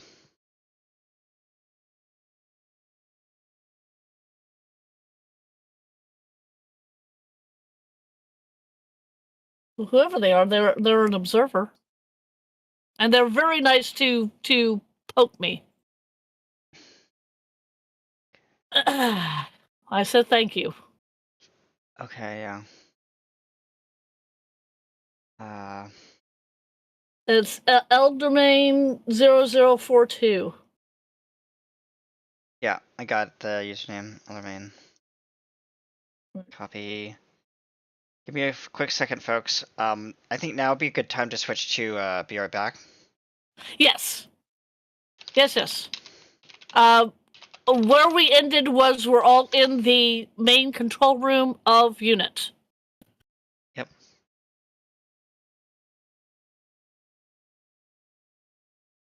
All right. We'll be right back, folks. Until then, we'll be back in 15 to 20 minutes. Well, 15 minutes actually. And We'll be back in about 1:45? yeah, 1:45. Thank you guys. 1:45. And we'll be right back. Stay tuned.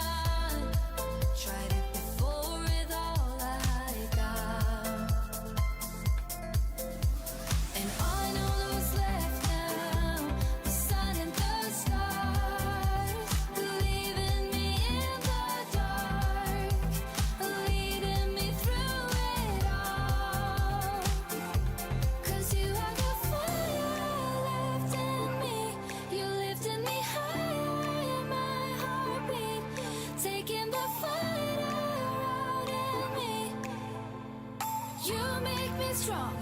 I'll carry on with the fire that's left in me.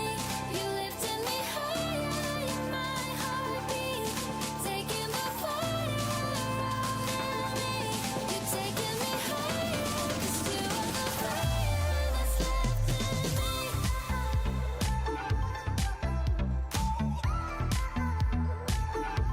That's left in me.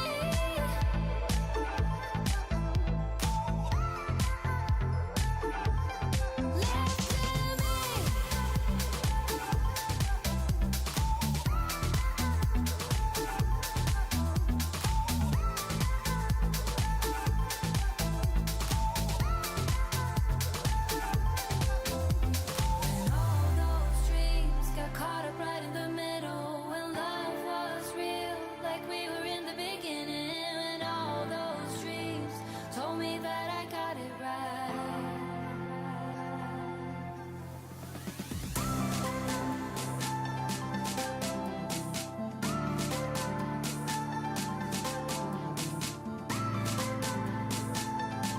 You're taking me higher, 'cause you are the fire that's left in me.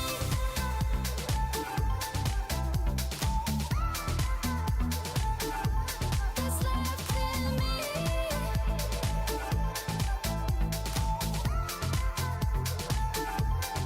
Left in me.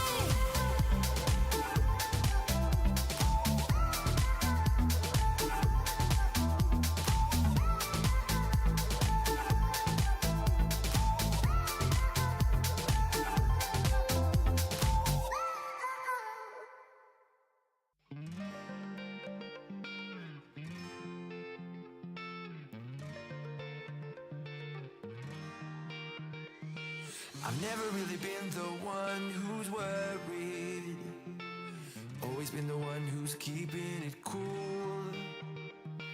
The kind of guy who chill while others hurry. I didn't know that I've been the fool. I've been telling lies about something real, but I know love is based on honesty. Kept thinking how real love should feel, knowing that it's not just you, it's me. 'Cause I was made to be free.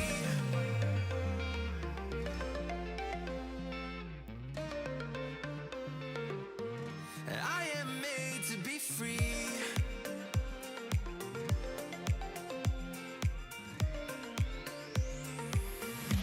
I am made to be free.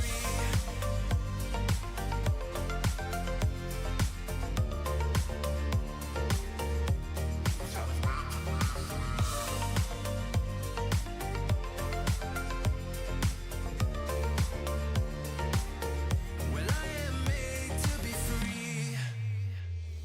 Been thinking about myself and myself only. I've been like that since I was a kid. I've always put my feet wherever I want to. Before I saw who I could be, kept thinking, where did I go wrong?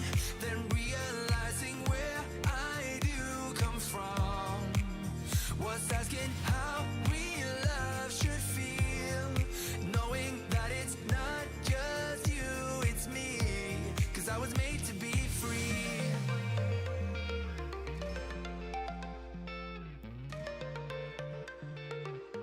I am made to be free.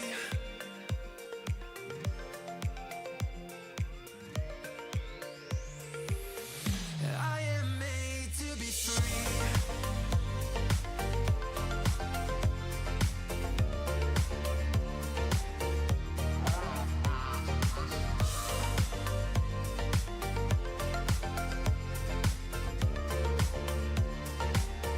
Well, I am made to be free. That's my choice, what I need to be free. Still thinking how real love should feel, when I know that it's not about you, just me.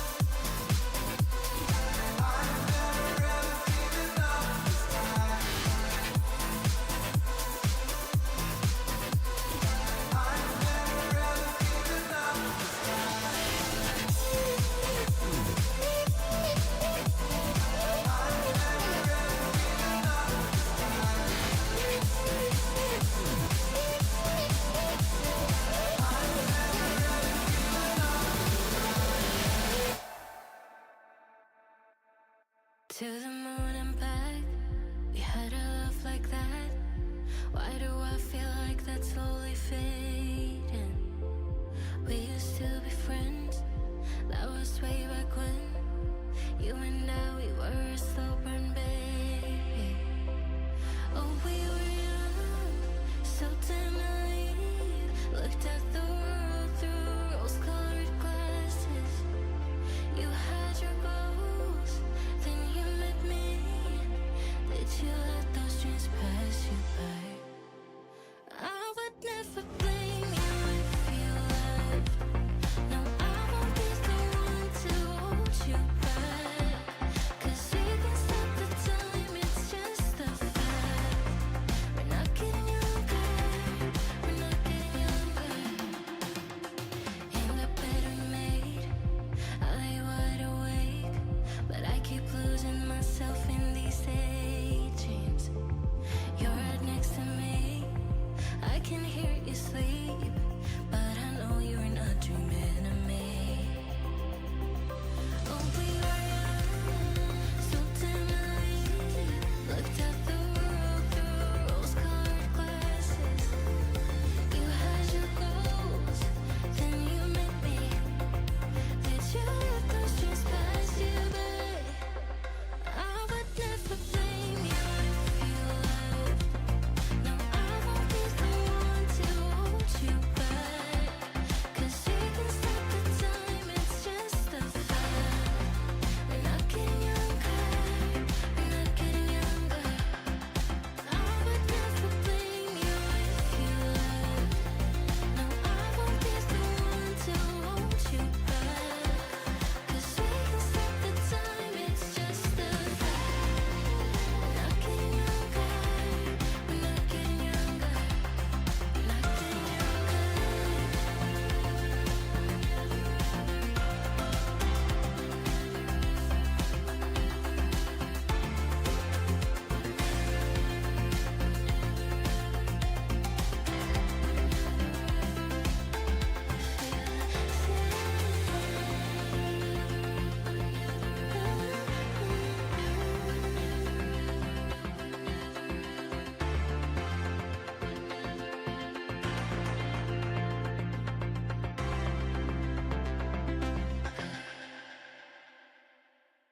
Everyone needs a shoulder to cry on. Everyone needs a helping hand. Everyone needs someone to rely on. Yes, everyone needs a friend. So let's come together, celebrate each other, stand united as one. We lift our hands up and pray, lay all our love before Him with all of our faith. He is the change within us, there is a light. Let Him lead the way, lift our hands up and pray today. Oh, pray. Everyone needs somebody to lean on. Everyone needs someone who cares. If we come together as one, help each other get stronger. We are bound in the name of the Lord. So let's come together, celebrate each other, stand united as one. We lift our hands up and pray, lay all our love before Him with all of our faith. He is the change within us, there is a light. Let Him lead the way, lift our hands up and pray today. Oh, pray. Oh, pray.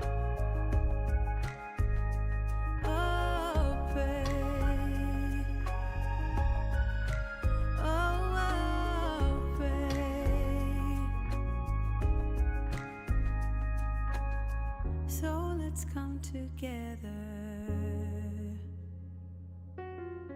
Yeah, let's come together. We lift our hands up and pray. Lay all our love before Him with all of our faith. He is the change within us. There is a light. Let Him lead the way. Lift our hands up and pray today. Oh, pray. Oh, pray. Oh, pray. Oh, pray.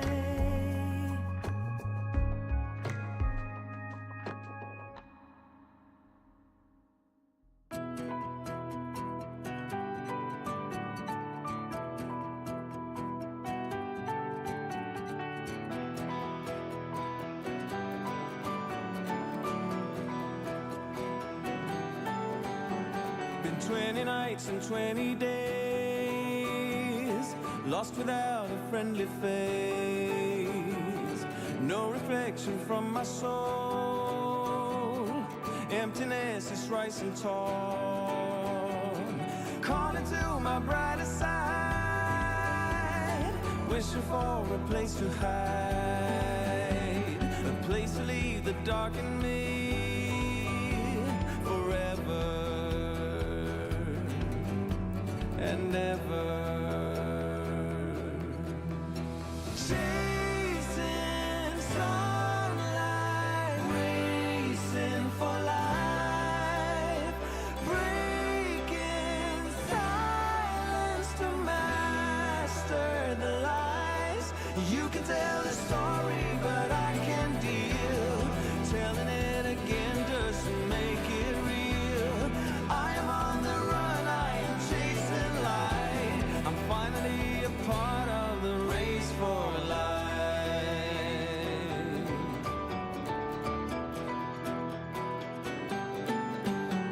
For 20 nights and 20 days, I was drifting out of space. I turned away from every sound, from everything that shook my ground. But slowly I would start to change, feel the light within my range. The aberration time is due forever and ever. Chasing sunlight, racing for life, breaking silence to master the lies. You can tell the story, but I can deal. Telling it again doesn't make it real. I am on the run, I am chasing light. I'm finally a part of the race for life. 20 nights and 20 days, lost without a friendly face. Chasing sunlight, racing for life, breaking silence to master the lies. You can tell a story, but I can deal. Telling it again doesn't make it real.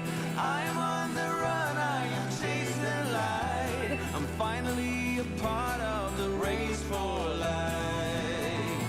Chasing sunlight, racing for life, breaking silence to master the lies. You can tell a story, but I can deal. Telling it again doesn't make it real. I am on the run, I am chasing light. I'm finally a part of the race for life. I'm finally finally a part of the race for life. I'm finally a part of the race for life.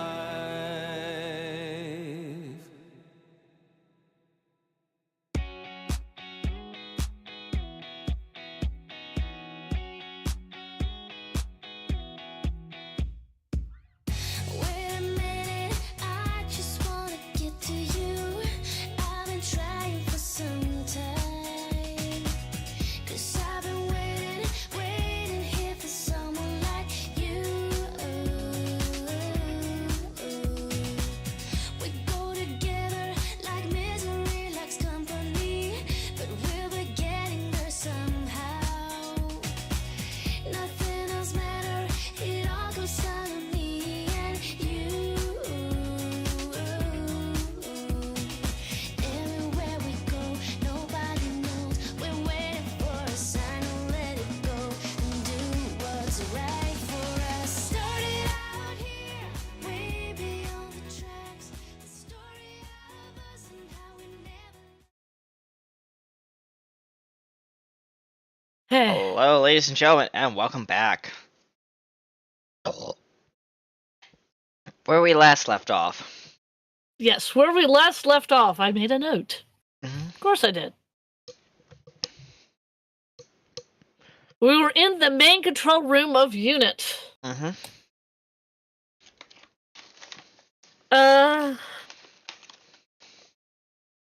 So there is Kate, and there's quite a few old companions like Joe, Donna, Sarah is there. So yeah. When Donna sees Rags, oh no, not the little one again. And Joe goes, "Dear, remember we talked about this after she left the first night, that you were going to be nice to her." I know. Williams just walks in behind the group. Yeah. Well, it's kind of you make lots of noise. Yes. Okay. Lots of noise. This- So what they do is they've now taken your particulars on the way up. Obviously, Kate was asking you, what planet you're from. How old? Do you remember how old you were when you left the planet? Which that one you didn't remember. What year you left, and from that, they can kind of calculate based on your age. Yeah. About when you left. Yep. Yeah, the whole 9 yards. And so, armed with this information, she walks into the control room and goes, "All right, let's see if we can help these two, help him stay in the timeline," which is one of the things that we are actually equipped to do, and see if we can help these two get back to where they're supposed to be. All right, go. And she barks out orders, and you see it's a flurry of activities. There's a whole bunch of people who are typing on computer screens. There's lots of kind of yelling back and forth. It is basically, this is the main control room of Unit, and there's a lot of yelling back and forth. He's just standing there watching the monitor, as like on different monitors on the main viewer. It's like kind of like different activities from different stations in the control room. Well, it's that, and then they managed to pull up on like the main viewer.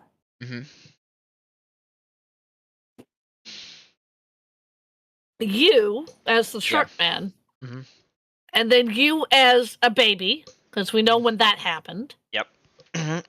And we determined that that's not when they took you. Yep.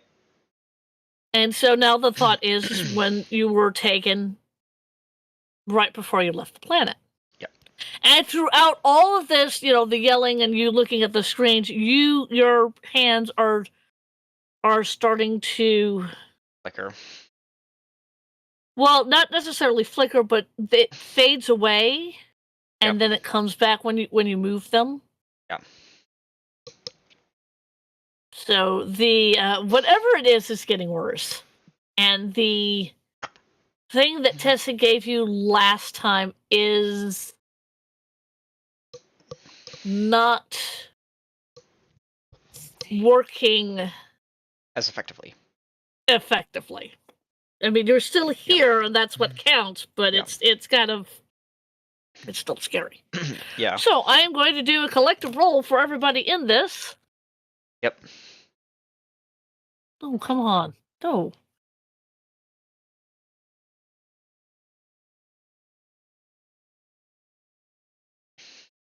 I will take that roll.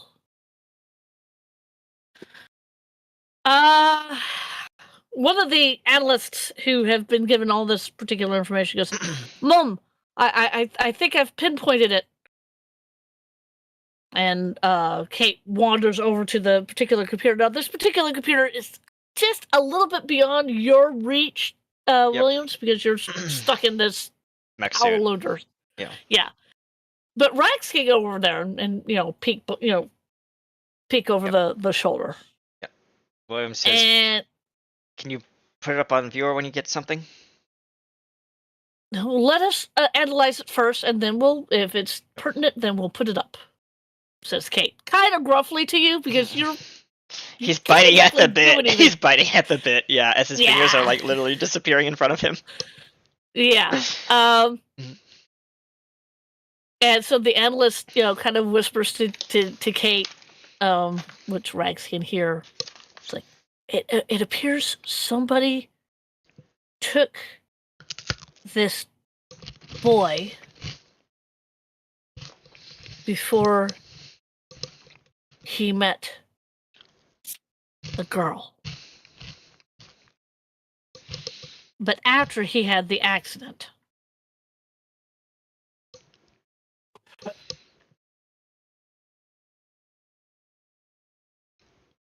And Kate goes, well, that would be a good time to pick somebody off. I mean, the person would have all their memories up until that point and then be erased from the timeline. But who would be able to do that? I don't know, Mom. That's the information that I have. You might want to give it to him. Could I perhaps... He's listening in. Well, how good is your hearing? What would that be? Perception? Yes, that would be perception. My perception check is... The only reason why Rags can hear this is because Rags has actually gotten up there and can hear these two. Passive kind of perception or regular perception? I would say this is passive perception. My passive perception would be a... You don't roll anything with that. That's just your passive perception. It's my perception check, which would be 1. So it's not great. No, that's not what that... Well... Oh, that's passive wisdom perception, so it's my... So it's wisdom plus perception, I think. Because that part of the thing's not filled out.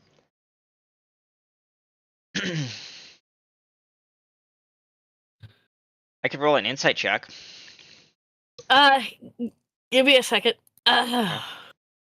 Sorry to ask you to do this. No, it isn't. The perception skill deals with noticing details in your environment, eavesdropping, finding hidden enemies, detecting an ambush. Right. Why would you want to use passive perception over perception check? The simplest answer is to surprise your players. Party enters the room, and they immediately ask you immediately ask a perception check. They will know something is up. Right. Let's see.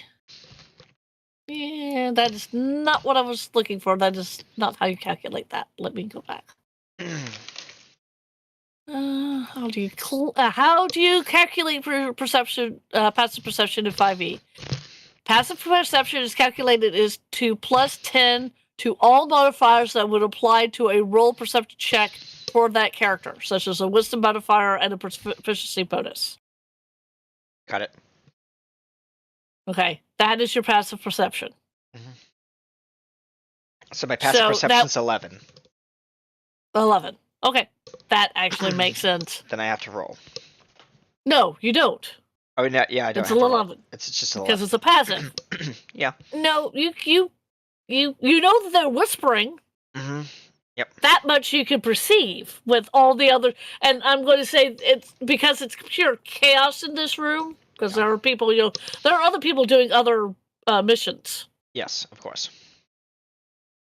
So He kind of extrapolates what he thinks he hears and what he visualizes from a well, distance. you know that they're whispering. That Okay. much you can get. Yep. But what they're whispering, you don't have a really good read-lip skill, so Yeah. you don't know what they're doing. All right. So, if I may interrupt, first off, what have we found? And is there any other information that would be helpful in this situation? Looks like you guys might have stumbled upon something. If I can provide any insight onto that, let me know. Because as you can see, I'm just kind of like the squeaky wheel in the shed that is just sitting as a third wheel right now, trying to help. Kate looks up at you. Looks back down at the analyst and says, "Go ahead and put it up on the main screen so he can see." The analyst just goes, "Yes, Mom." And what has been put up is a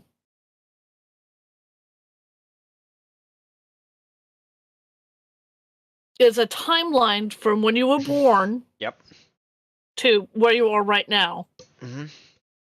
And there is a point based on the history that you can remember, because Yep. you remember picking up a young girl and then all the stuff that happened after that. Yep. Everything after that is kind of up until that point it's a solid line. After that it's one of these two dotted lines with nothing in them. Yep. You've seen those, right? Yeah. Okay. That's what's there. Yeah. Mm-hmm. Okay. And the particular point in that is it looks like it's after you got hurt, but before you saw the young lady. So either someone was either on that ship, saw the ship crash, got to there first, before I was able to wake up the next day. No, this is after you woke up. After I woke, okay, so they got to the ship before I was able to get up there. Well, they didn't take her; they took you. Well, yes, but Mm-hmm. yeah, interesting. So that would mean if I was on my way up there, based on what I remember from my childhood, and what we have limited video footage of, thanks to Unit. Well, all Unit can do is track your timeline. They don't have any. They're not a space agency. Okay, fair. Well, he says they can get it if you were from Earth. Yeah, of course. Yeah, they can get it that way, but not from Earth. You're from a different planet. Yeah. He says, okay, so it would either be between the time I stole the rock vehicle, and was making my way to the mountainside, is where we need to hone in our search. Well, it certainly looks like that. But how do we get back? I mean, how did we get here? That's the thing. Is there any time-spatial residue, or I don't know what you're looking for exactly, but from what I know, Kate kind of looks at you and says, "The reason why we dispatched Miss Smith out to that alleyway was that there was an anomaly. We knew that the TARDIS was there because we had just sent you guys to the TARDIS." Do you have any documentation on that anomaly that I can see? You could pull it up for me? And she does. And basically what it was, now this does come with video. Yep. And what is on the screen is what y'all remember, is the three of you walking up to the TARDIS. Mm-hmm. The three of you walking into the TARDIS door is still open. Mm-hmm. And then here's the rest of the video, Yep. as it were, is you in your power suit and rags, Closing the walking door. up, having an argument. You know, you pulling the rags around Yeah. the side of the door, exactly what we just did, Mm-hmm. and you going over and wink, closing the door, and the TARDIS winking away. Apparently, you and rags are the anomaly. Oh. So it's a time loop paradox. Causality loop. So if you're saying, if I didn't close the door, we wouldn't be in this situation. Makes plenty of sense. But then we wouldn't be on this adventure, and I wouldn't have met you, Rags. He looks down at her.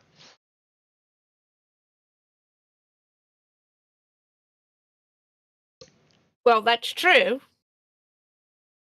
Hmm. Hmm. We're the anomaly. She takes out her gun. Now, Williams, you notice that she has two guns.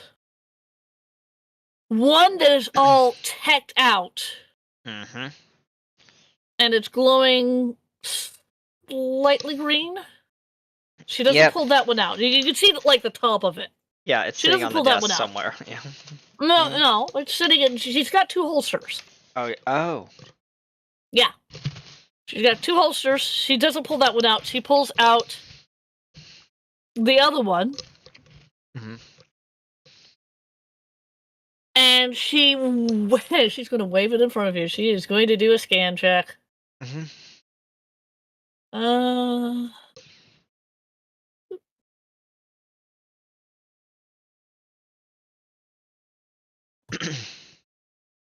Now I gotta go find that. Do the scan. Just get. Well, no, I've technically I've got to go find that. So just give me a second. Yep. I should have a oh, okay. Uh,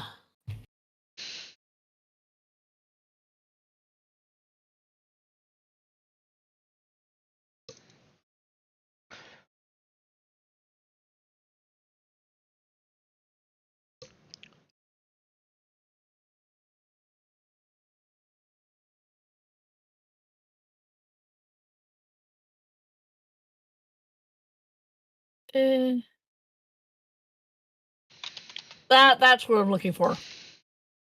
uh,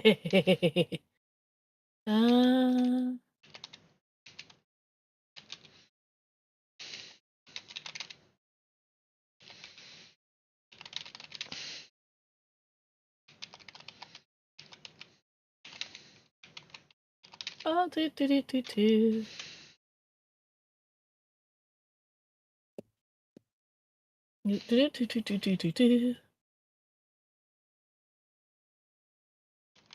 Well.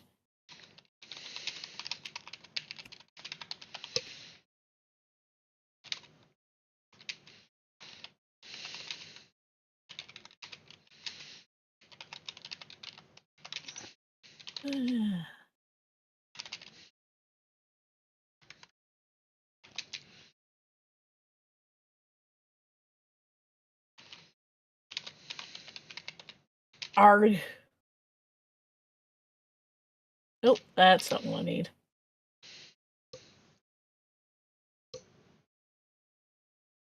Phooey.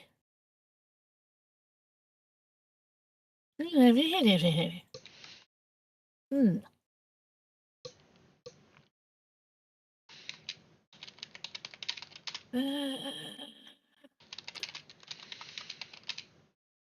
All right. She takes out her thing. I'm going to. Ooh, that's very good. I'm going to make that an engineering check. That's an 18. Yay! She scans you, Kenny, Yep. and she goes, "Oh dear." Then she scans herself. Of course, all you're saying is she's taking up one of these guns and she's kind of waving the gun up and down you, and you're kind of going, "What the?" And then she turns the gun on herself and then does the same thing. Fair. And she looks at the side of the gun when she's done doing the 2 scans. Kenny, we're not supposed to be here. Hmm? According to the ratings that I just got. We're not supposed to be here. So our Some- timeline has been shifted. Or something. If our timeline is shifted, who would have shifted it and why? But I thought the TARDIS only does that, or, well, in direct correlation with the TARDIS. Well, somehow not only have we moved back to Earth, but we've also we've indirectly affected our timeline. Mm-hmm. Because as we pointed out, you closing the door set us on our adventure. Mm-hmm. Okay. Let me think.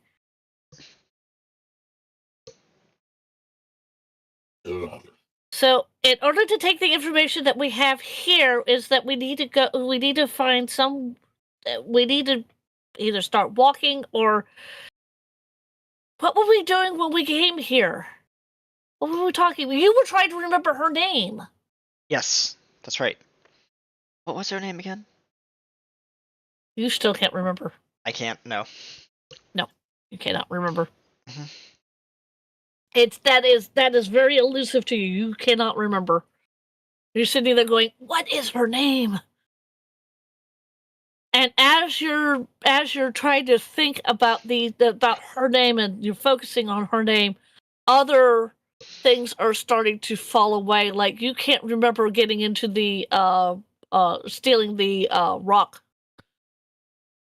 Yep. You cannot remember going up the mountain.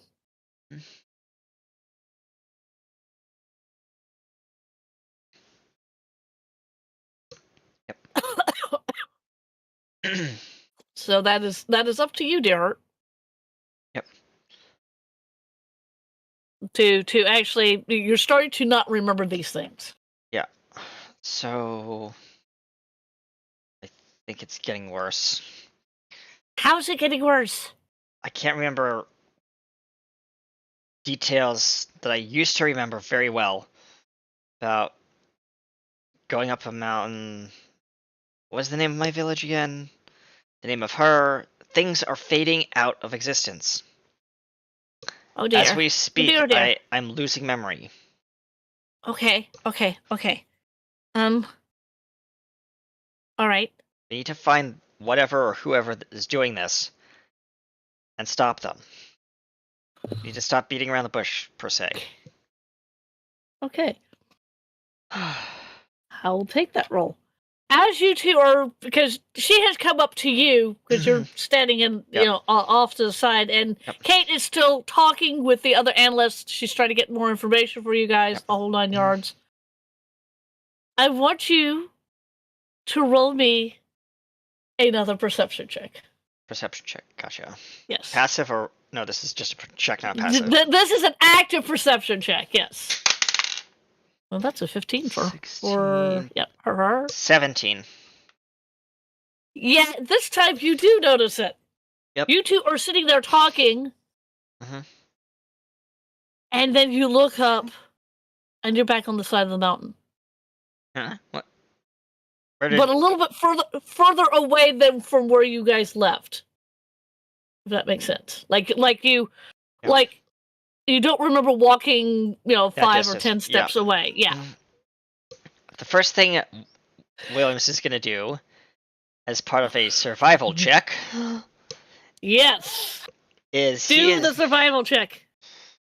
That's 3. All right. He is going to step a few inches back to where he thought he was standing before the situation occurred, and kind of feel the air. Nothing 14 plus happens. 3. Nothing happens. Okay, so we can rule out a temporal distortion field. He says, and What did Tessa say? That you should leave the temporal mechanics to us? well, I've worked with temporal distortion fields. They're basically like a giant sheet of glass that you walk through, and it shifts your time. It's very weird, Rags. You won't probably you might understand it, but regardless, I know it's not dealing with that now. That's what I thought it was. Someone set up a temporal distortion field, and that's what I thought we were going into. Hmm. Hence why we transport from one location to another location. Where are we?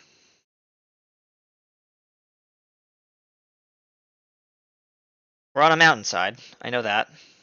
But where are we? Roll me the history. Mm-hmm. It's getting worse. Mm-hmm.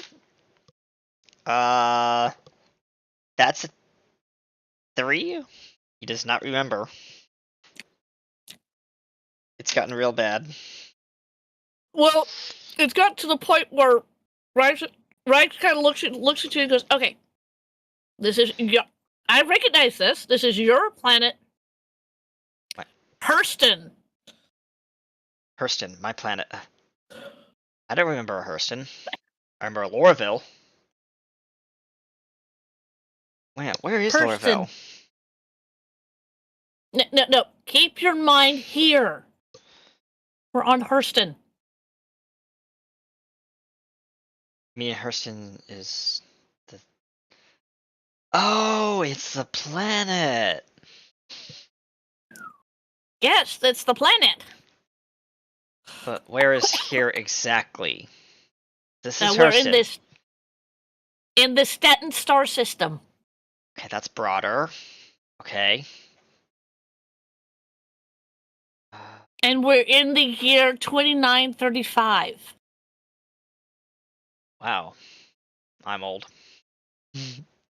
Yes, you are. I think we need to keep walking that way. Okay. He keeps walking. What? At this point, Come his on. mind is. He's kind of like one of those, like, dementia patients. Well, okay, I will say this, Williams. Yeah. You are following this small kobold. Yes. Well, you're following this small lizard-like creature Yes. with blue eyes and a tail, Mm-hmm. and you can almost remember her name. Yeah. Who are you again? As we're walking and talking. Mm. Now that you're back on your home planet, your hands have stopped kind of Phasing. winking and Yeah. phasing. Okay. So that has stopped. But your brain, My memory, yeah. your memory. So, what are we exactly looking for again? And who are you? What are you? Why are you so small? I don't have time to go through this again. I am Rags.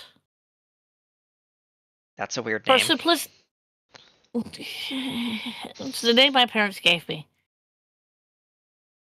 I am technically a kobold, which is a mythical creature. Or so says Tessa. Who's Tessa? Oh dear. And about this time, your AI has come to life. Warning. Extreme anomaly detected. Pretty much. Critical But memory loss detected. Well, no, not critical. No. Okay. Just memory loss detected, and it's in the Jerry Ryan voice because Yep. I happen to like that voice. Yep. um, Recommend return to ship. What ship? Who's talking?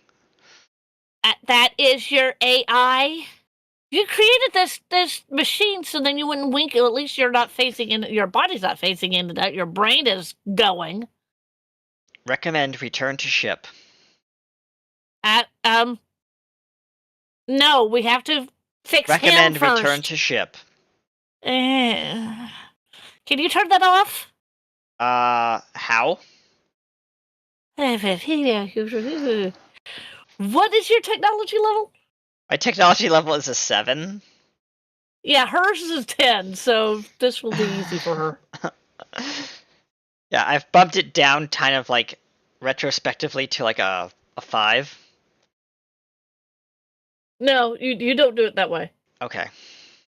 Well, The tech level is from what kind of civilization you came from. Okay, Yeah. but if I can't remember how to use the tech, does it adjust it or no? You can't use it. She probably can because she just rolled a 17. Yes, she can. Yeah, she. Oh, you told me how to do this. She kind of climbs up, and she hits a couple of buttons, and the AI voice goes silent. She basically crawls up my arm, pushes the mute button, and before I hear it, before it mutes itself, it says goodbye, and plays the Windows sound. Pretty much. Pretty much. Yep.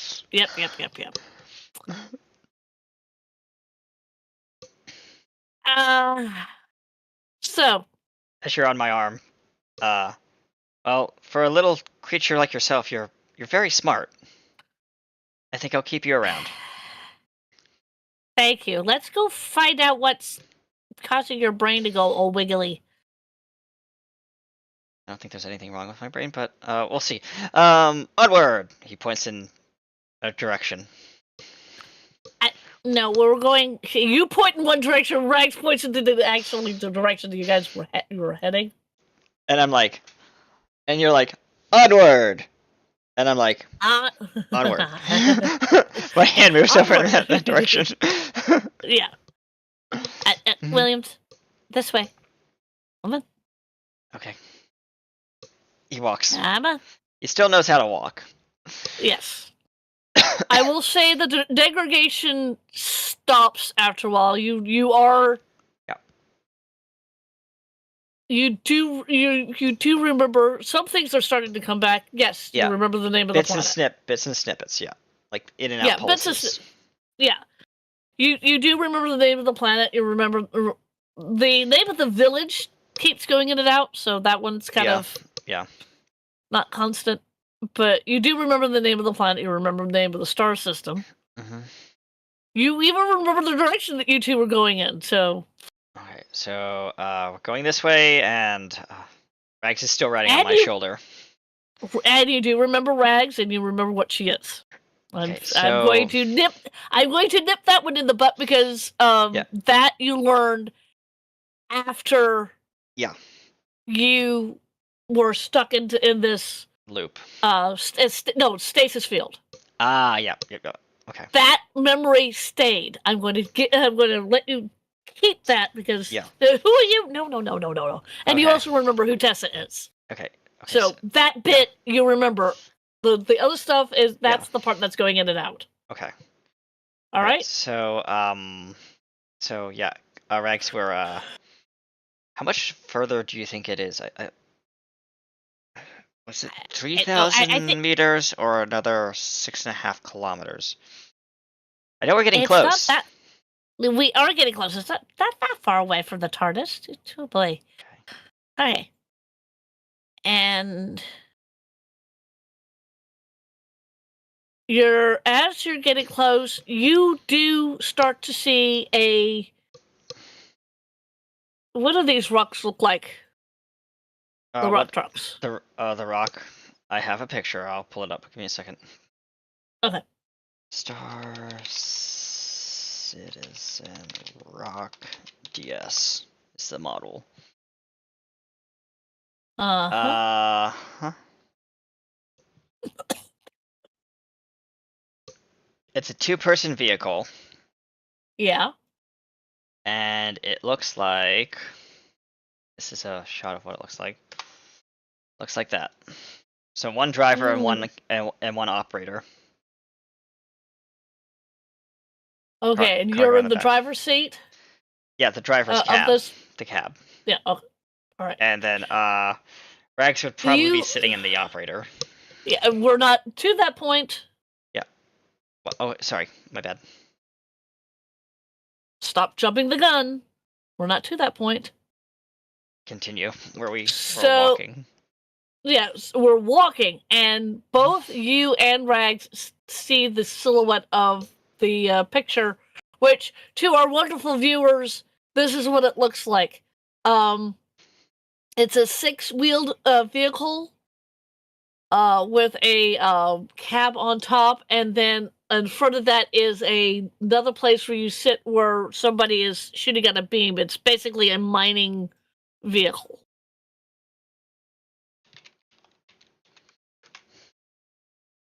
Hold on, I'll pull it up on the stream for people to see so they can get a concept.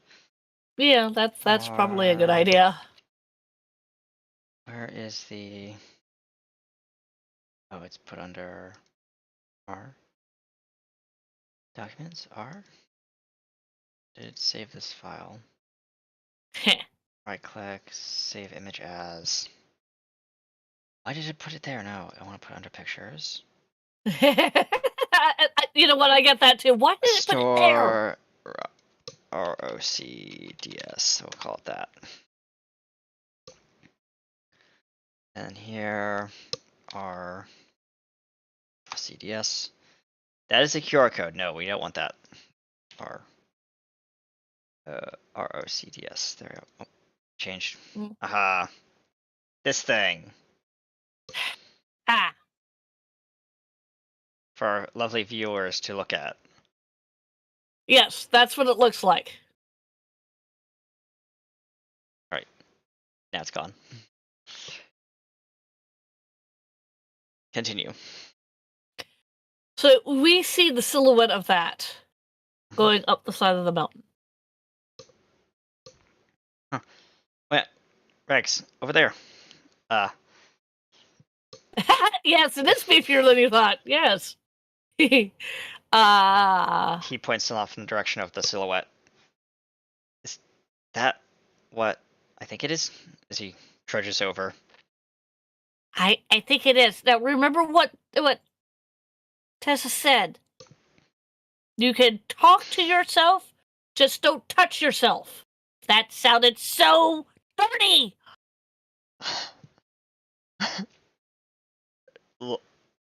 Williams just nods and says, "Yeah, okay."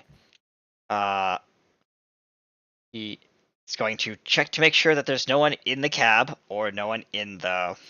Well, you haven't arrived there yet. You just see the silhouette of this going up the mountain. Yeah, you're not there yet. It's moving. Yes, it's moving. I thought it was stationary because you just said a silhouette, and I was like, okay, so it's parked. You didn't let me finish. It was a silhouette of it moving. Okay, now I understand where we are in this timeline. Me as a player. Yes. Yeah. You probably also as a character as well. Yeah. Yep. Mm-hmm. He sees this and the memory flashes back pretty much. Yeah, it is. It does. Yep. Okay, so okay, that's me going up the mountain. Right. Well, we need to pick up the pace if someone's going to snatch you, right? Exactly. Hold on tight. And he Onto says, what? Onto. There's two holding bars on the back that I built on this thing. Hold on to those. He flips a couple switches on his wrist and says, "Just don't stand too close to those jet boosters. They're about to ignite." They're going to what?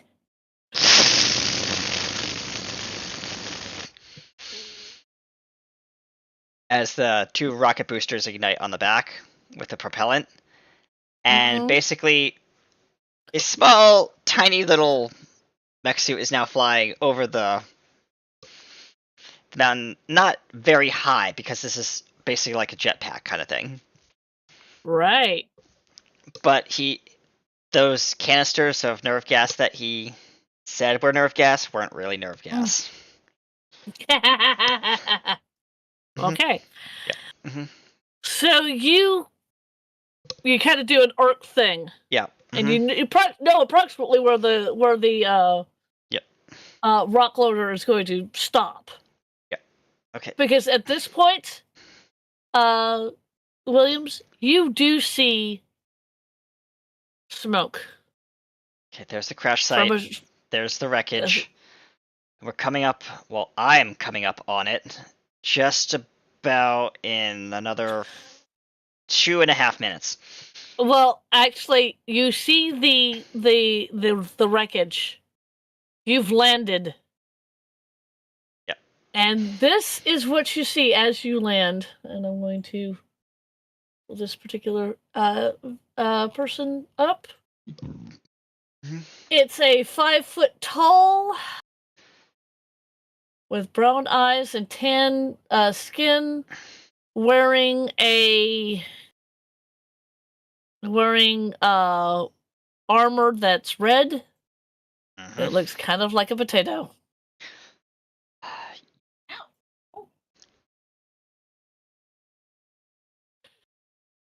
He looks at you. Mm. I knew you would do something like this. Just didn't know how or why. Rags kind of looks at this particular individual.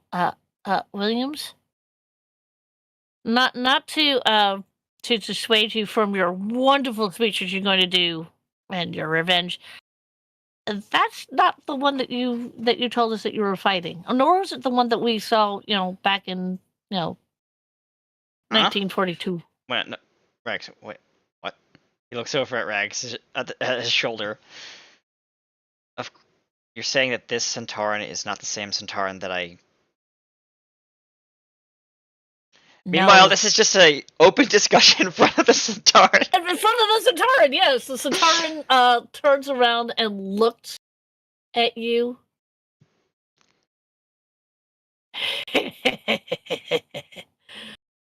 I knew if we had the right bait, I'd catch at least one of you, but I didn't think I would be able to catch two. Rags, run. Run where? He starts manipulating the controls, and he says, "Go back to base," which you know is basically our key safe word for TARDIS. Mm. I am not leaving you. Computer, initiate protocol Omega 1. Initiating. And the thrusters engage, and he is going to charge at this creature. With Rex still attached to you? He told her to jump off. If she's not jumping off, she's coming with him. Oh boy. Okay. Mm-hmm. At this point, we're going to have a small bit of combat. Yep. Mm-hmm. Let's see, what is my initiative? You're gonna have to roll for it, dear Hurt. Yeah, I want to see what my initial modifier was. That's what it's looking for. Yeah, that's fine. Ooh. How does an 18 tickle you? Hey. Well, I mean, Rags just got a 21, so... Yeah, she's going to go first. Or if the other guy has higher stats, who knows? Well, actually, that was him. Mm-hmm. That's what he had. Let me rephrase that. I'm That was not listening. right. Sorry. Keep Yeah, talking. I'm I just know. checking something. Okay. Of course, the 4 dogs outside are pooping on our yard. Eh. Sorry. Ah. Our neighbors let the dogs go wild on our yard, and I'm like, we've told them multiple times not to do that. Well, that was 27, and you had an 18? Yes.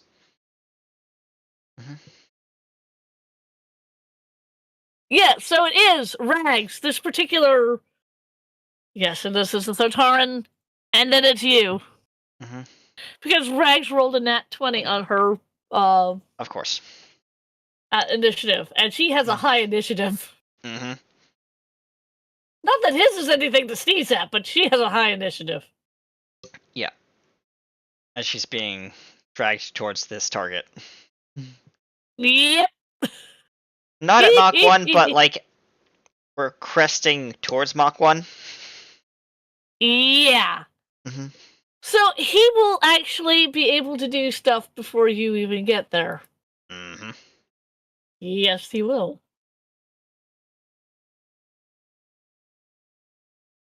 He sees you doing a charge Mm-hmm. at you, Yeah, at him. and he goes, not anything that I haven't seen before. He touches a few buttons on his arm. Yep. Are we in the light of? Okay, we still have a little bit. You see him. Basically, you see him wink out. Mm-hmm.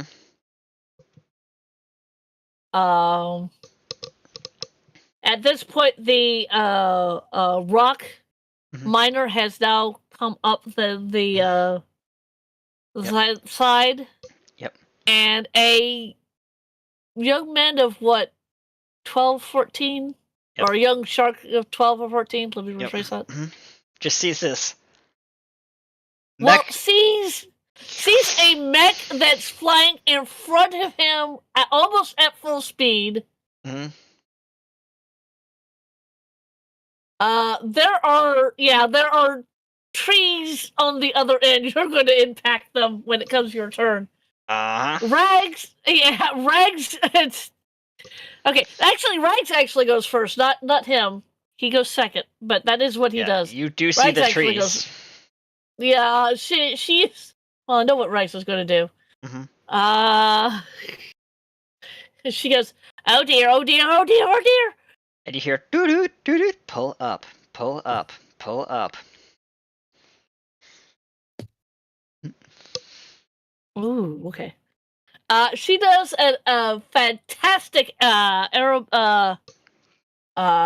acrobatics move to get off of you before you hit the tree. Yep. And she lands right in front of the teenage you, who looks down. What are you?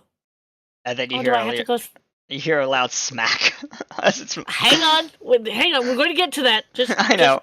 Slow your roll for just a second. Sorry. She jumps off. Mm-hmm. The Satar does what he does, which is wink out. Yep. And I know where he's going to pop back up in just a second. And he winks out just as you're getting to him. Mm-hmm. You don't have any time to stop. Yep.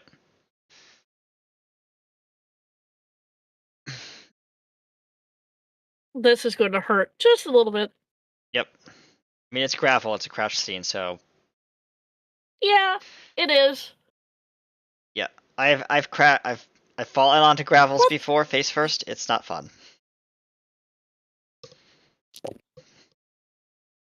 Oh, ow.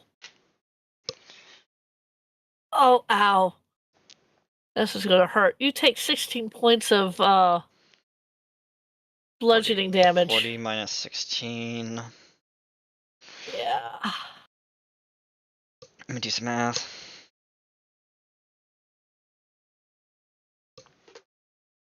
Beep. Recommend regenerative process.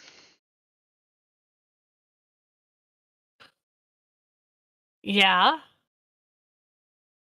He hears over the AI's comms.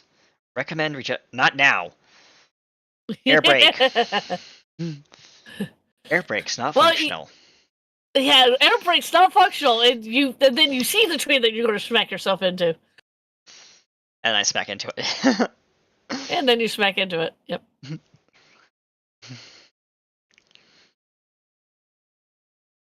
And that is, I think, my turn.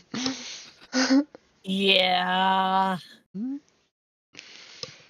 So now it goes back up to the top of the turn order, which is Rags. Yep. Rags is now going to. Well, she doesn't know where the Suntaran went, so she's going to stand next to the teenage you. Yep. Ooh. Kind of more like in a protective stance, although she doesn't know what she's going to do when she sees the Suntaran, because she's 3 foot tall, Suntarans are 5 foot tall. There is a size difference there. What does my character say?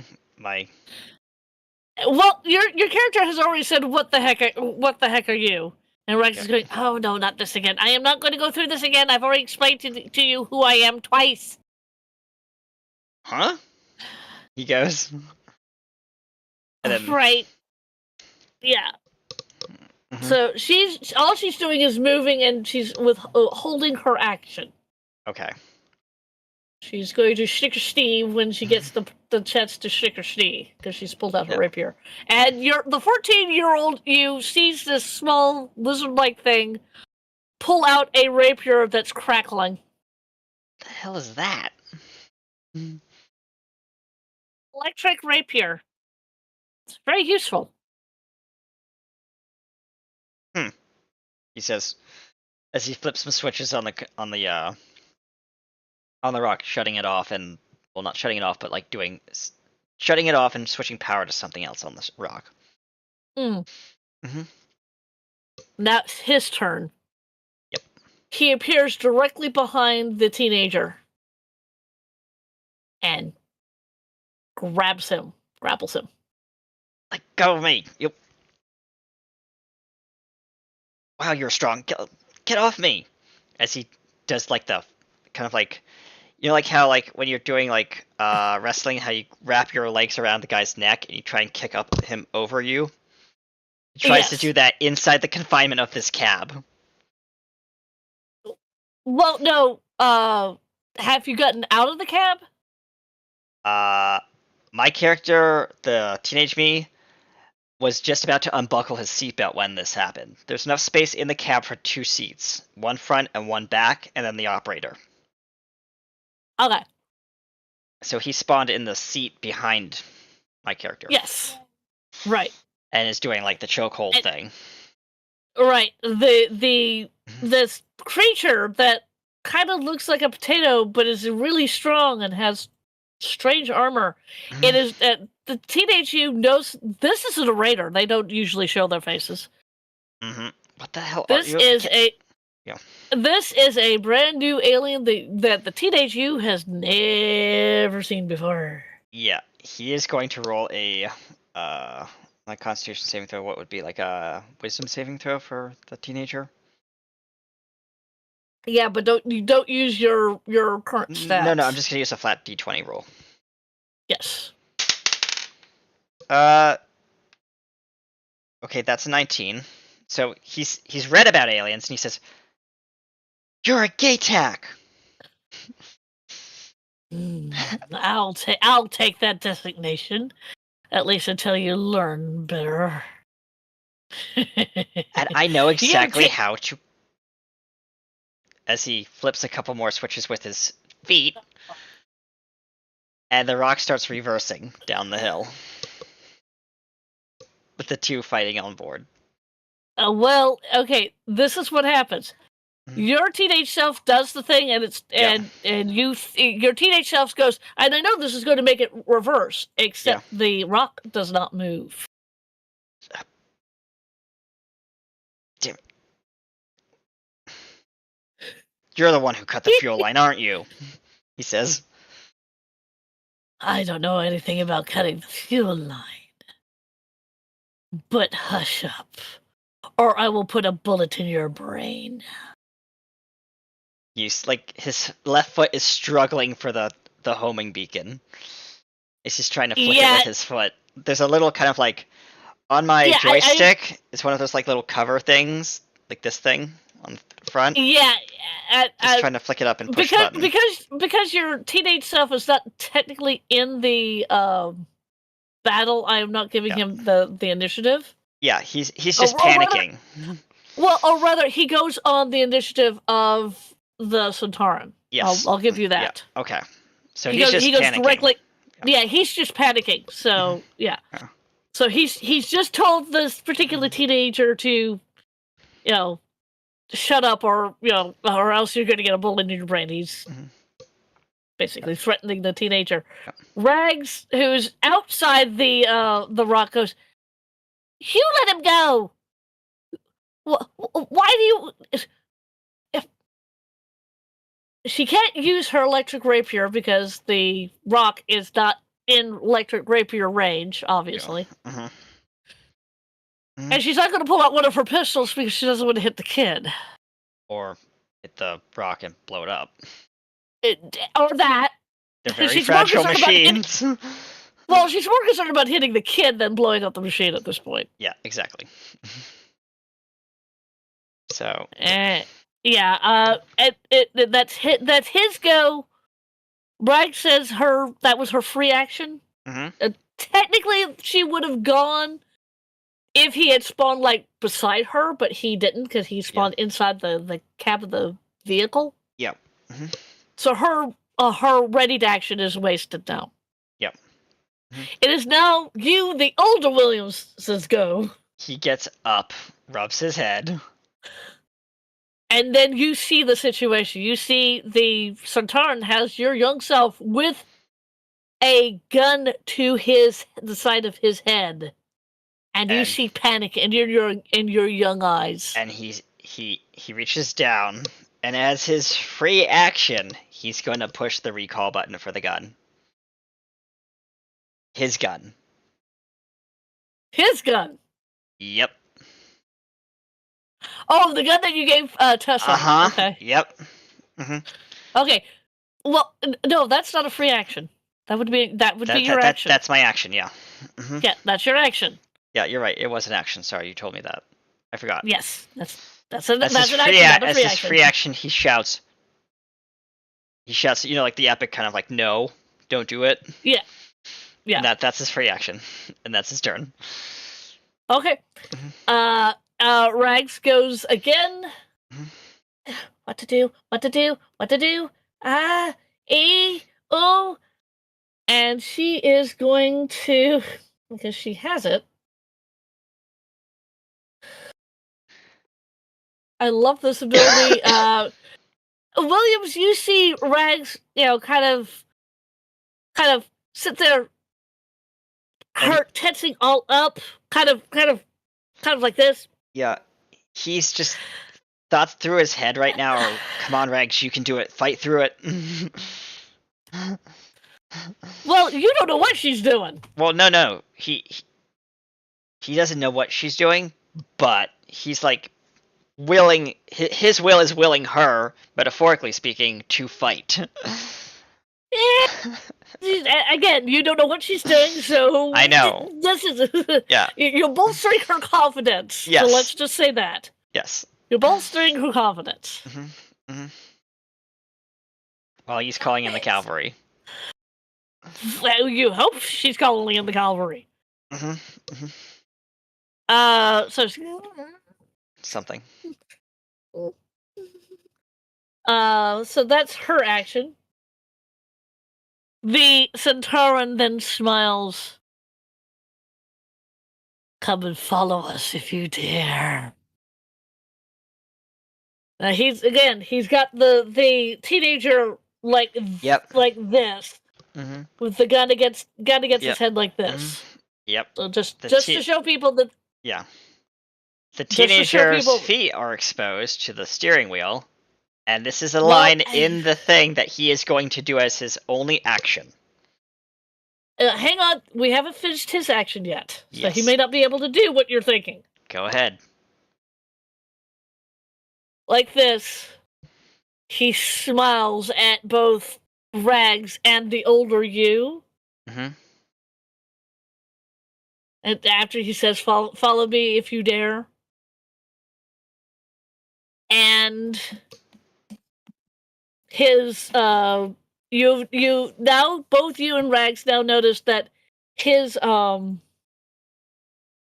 little panel had been flipped up. Hmm? Williams, you hear beeping. Mm-hmm.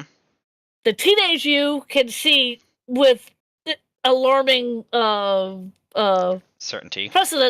certainty that there's a button that's blinking. It's not red, but it's blinking. And you don't know what that, or there's a light, not a button. There's a light. It goes blink. It blinks like 3 times. Yeah. And the Centauran and the teenage you blink out. Right as he kicks the horn. For a brief second, you hear loud enough that it echoes through the valley.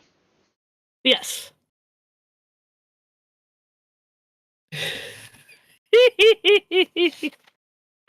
I kind of knew where that particular bit was going to end.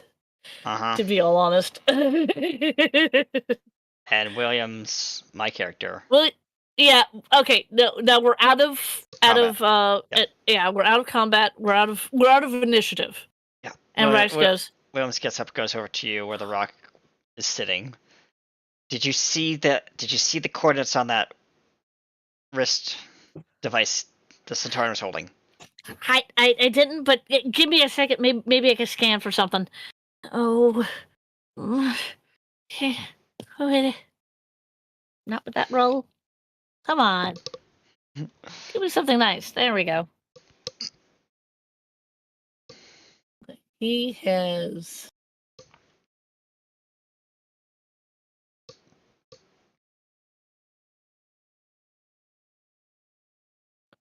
I would like to close this. You pathetic putts.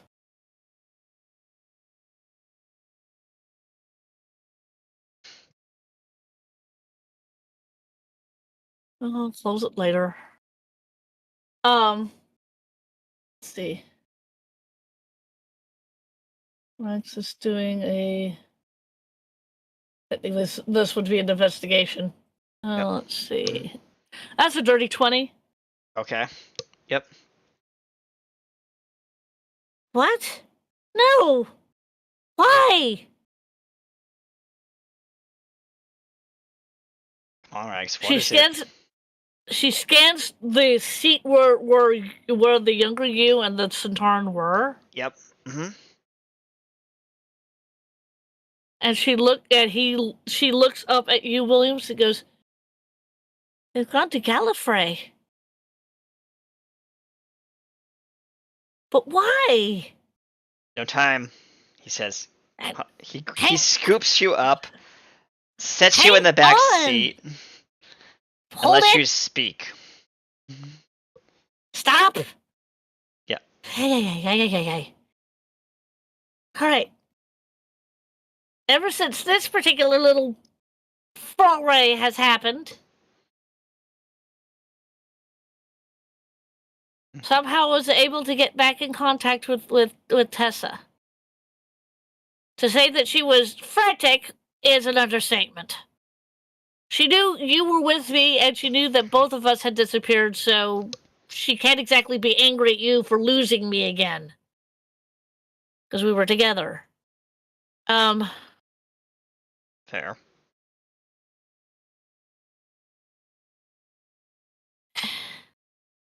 And about that time, as she's talking to you, about that time, you you see a very determined, well, basically what the picture is, that Yep. walking towards the rock miner. Yep. Where are we?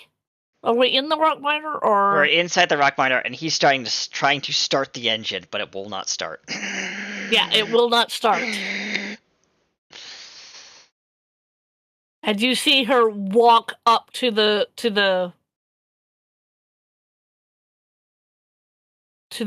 rock miner. He looks up. Look Oh, at. you're here. That was quick. Yes. Well, I did walk as fast as I could.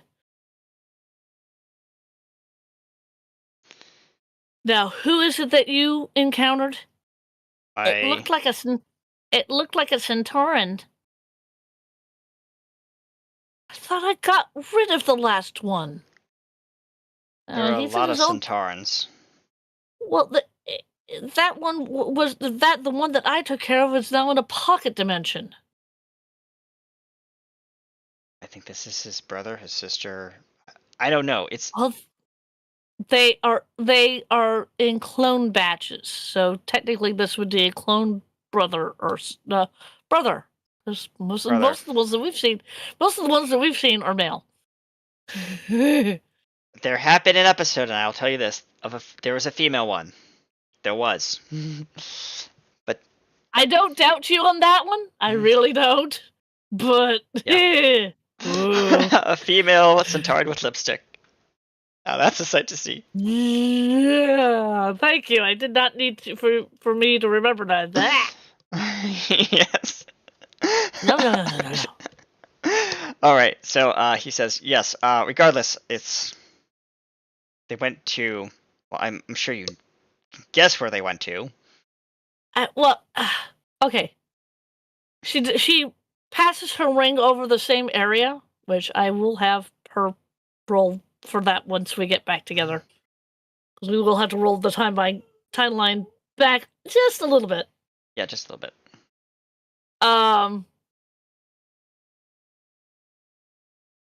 And she looks down at her ring.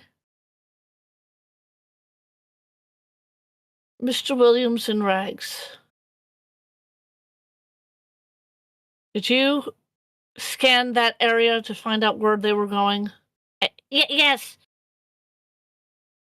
Gallifrey. Why would they be going to Gallifrey? There's no reason to go there. I thought the planet was destroyed from what you told us.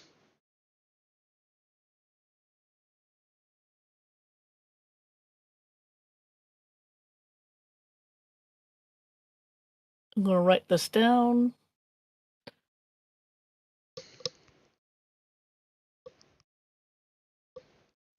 Yes, I'm kind of glad that didn't go away.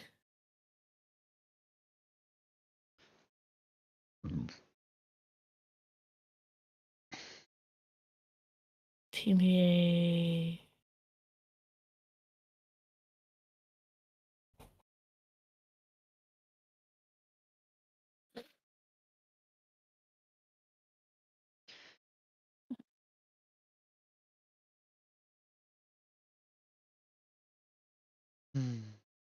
There we go. Have to make sure I write this stuff down so that I can tell our wonderful person over there.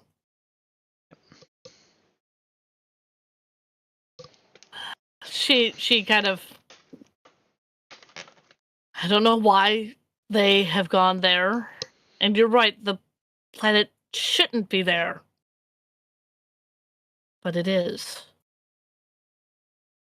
Or at least the scans have said that it is. Come on. As Williams climbs out of the rock, helps Rags out. So we have to get young Williams back to this very point, not only to save the young lady that's still up there in the crash, right? Mm-hmm. All right, let's put a marker here so then we know where to come back to once we fix that particular problem. If we fix that particular problem. Yep. As Williams takes a little. It kind of looks like a T-pin, like a little like flag, but it's not a flag. It's like a little beacon, and digs it into the ground and turns it, and it lights up and starts pulsing slowly, and says, "This is now considered a fixed point in my timeline." Thanks, Tressa or Tess, for letting me borrow the time marker. I didn't let you borrow that. Well, it came in good handy. Came in good use in this situation. I'll let you take it when we're done here. No one else can find it, only us can see it. It's heavily cloaked. And it basically acts as a landing point for the TARDIS when we come back.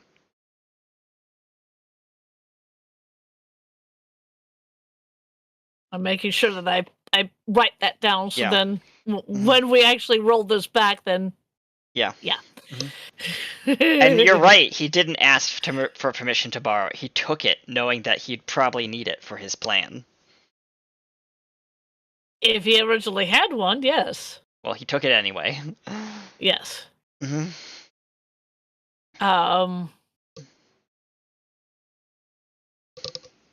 Whether Tessa gets mad at me for that is up to her. So the three of you are now trudging back across the way, back to the TARDIS. Yep. To go rescue your young self. And that, my wonderful, delightful watchers, is where we'll end this particular episode. Yep. Next time it will be the finale, and oh boy, is it going to be a finale. Give me a quick second while you're coming up with the finale. Entertain our guests. Sorry.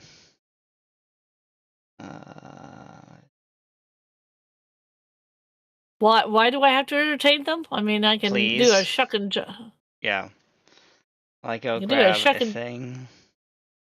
A thing? Yeah.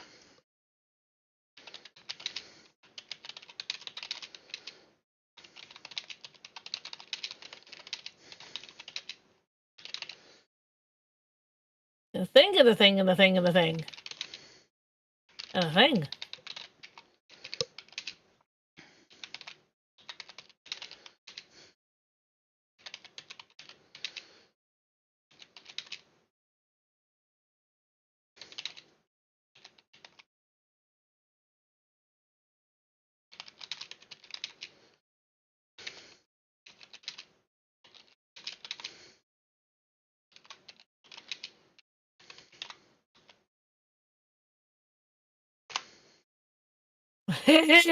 Thanks for this. It was hectic. Have fun. Yes. Please, what are you doing, Kenny? Quick thing, almost done. Quick thing? Yep.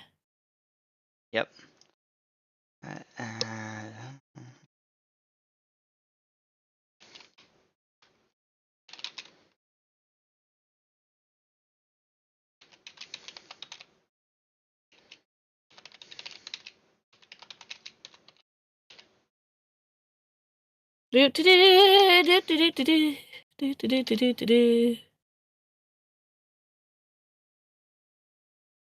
give me 1 second while I go grab this.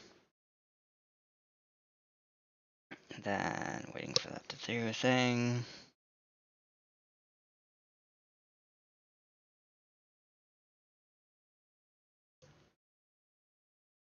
All right.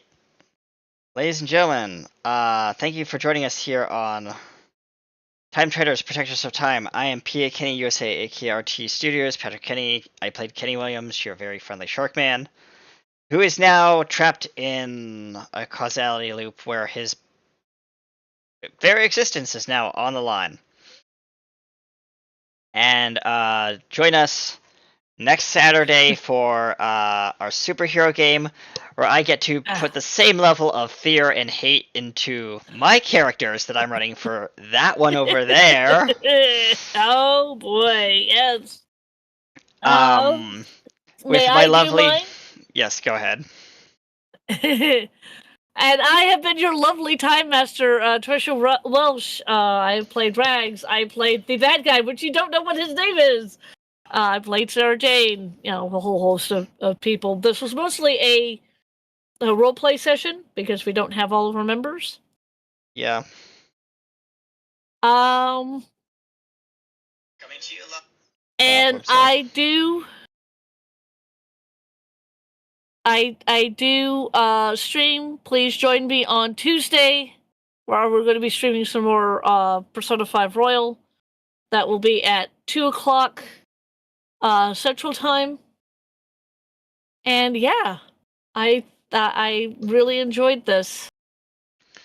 I really enjoyed this. With that, ladies and gentlemen, we'll be right back after the closing credits.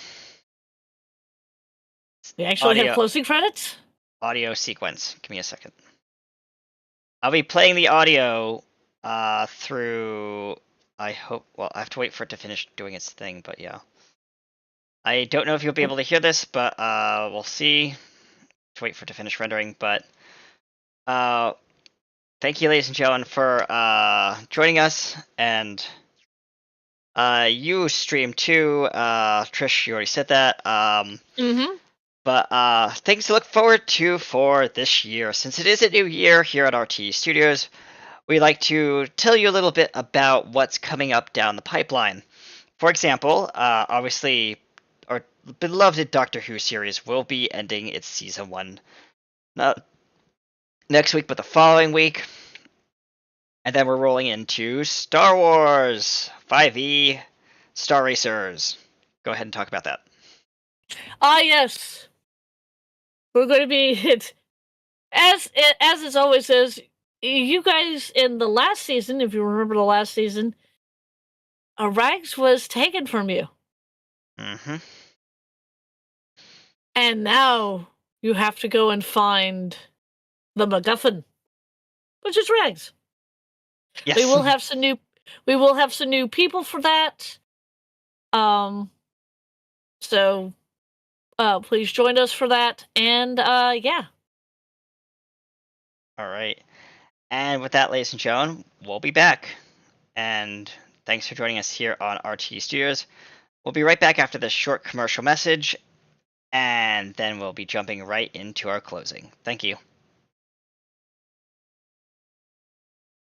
Over the past 5 decades, the Pegasus Travel Company has strived to deliver the highest standard of travel excellence our customers have become accustomed to.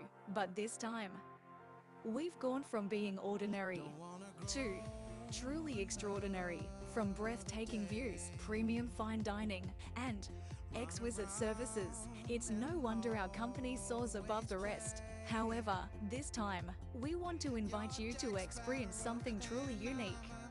Something otherworldly, something breathtaking, introducing an experience that surpasses all emotion, all expectations, leaving you speechless in all senses of your imagination, introducing a sensation that soars above them all and brings harmony to us all.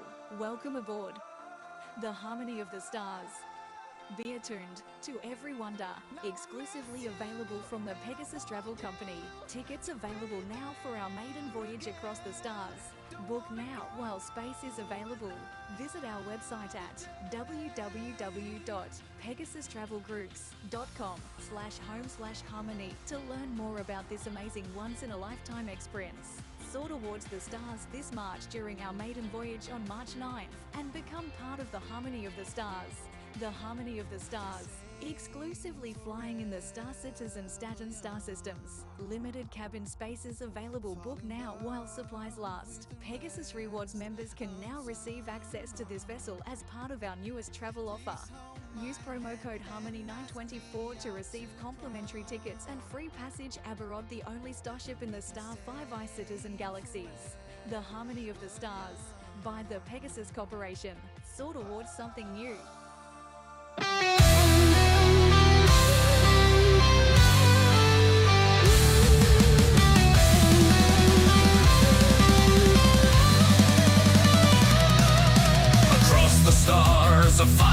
times. A broken soul in the endless night.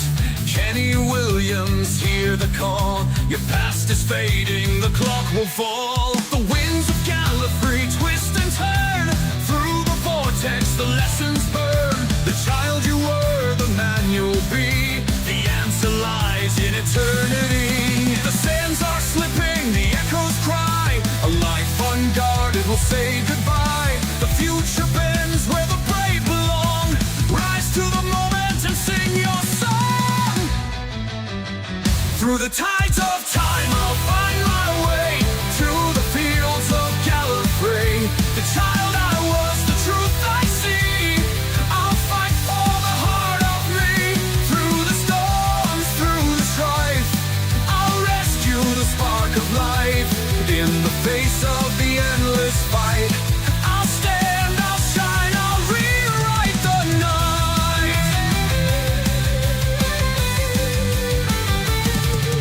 The doctor's wisdom whispers near. Beware the shadow, confront your fear.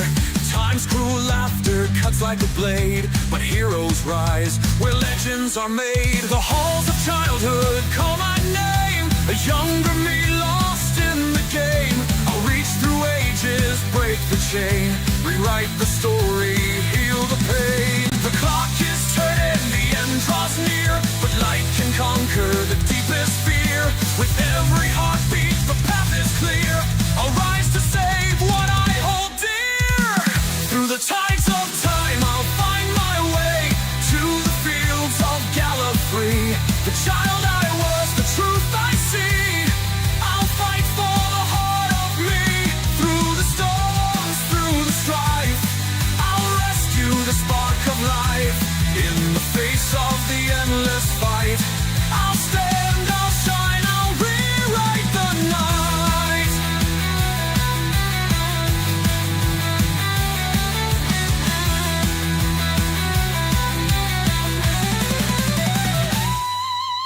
Whispered stars, eternal streams, childhood's voice in fractured dreams. Don't forget me, the echoes plead. I'm the hope that you still need. Through the tides of time,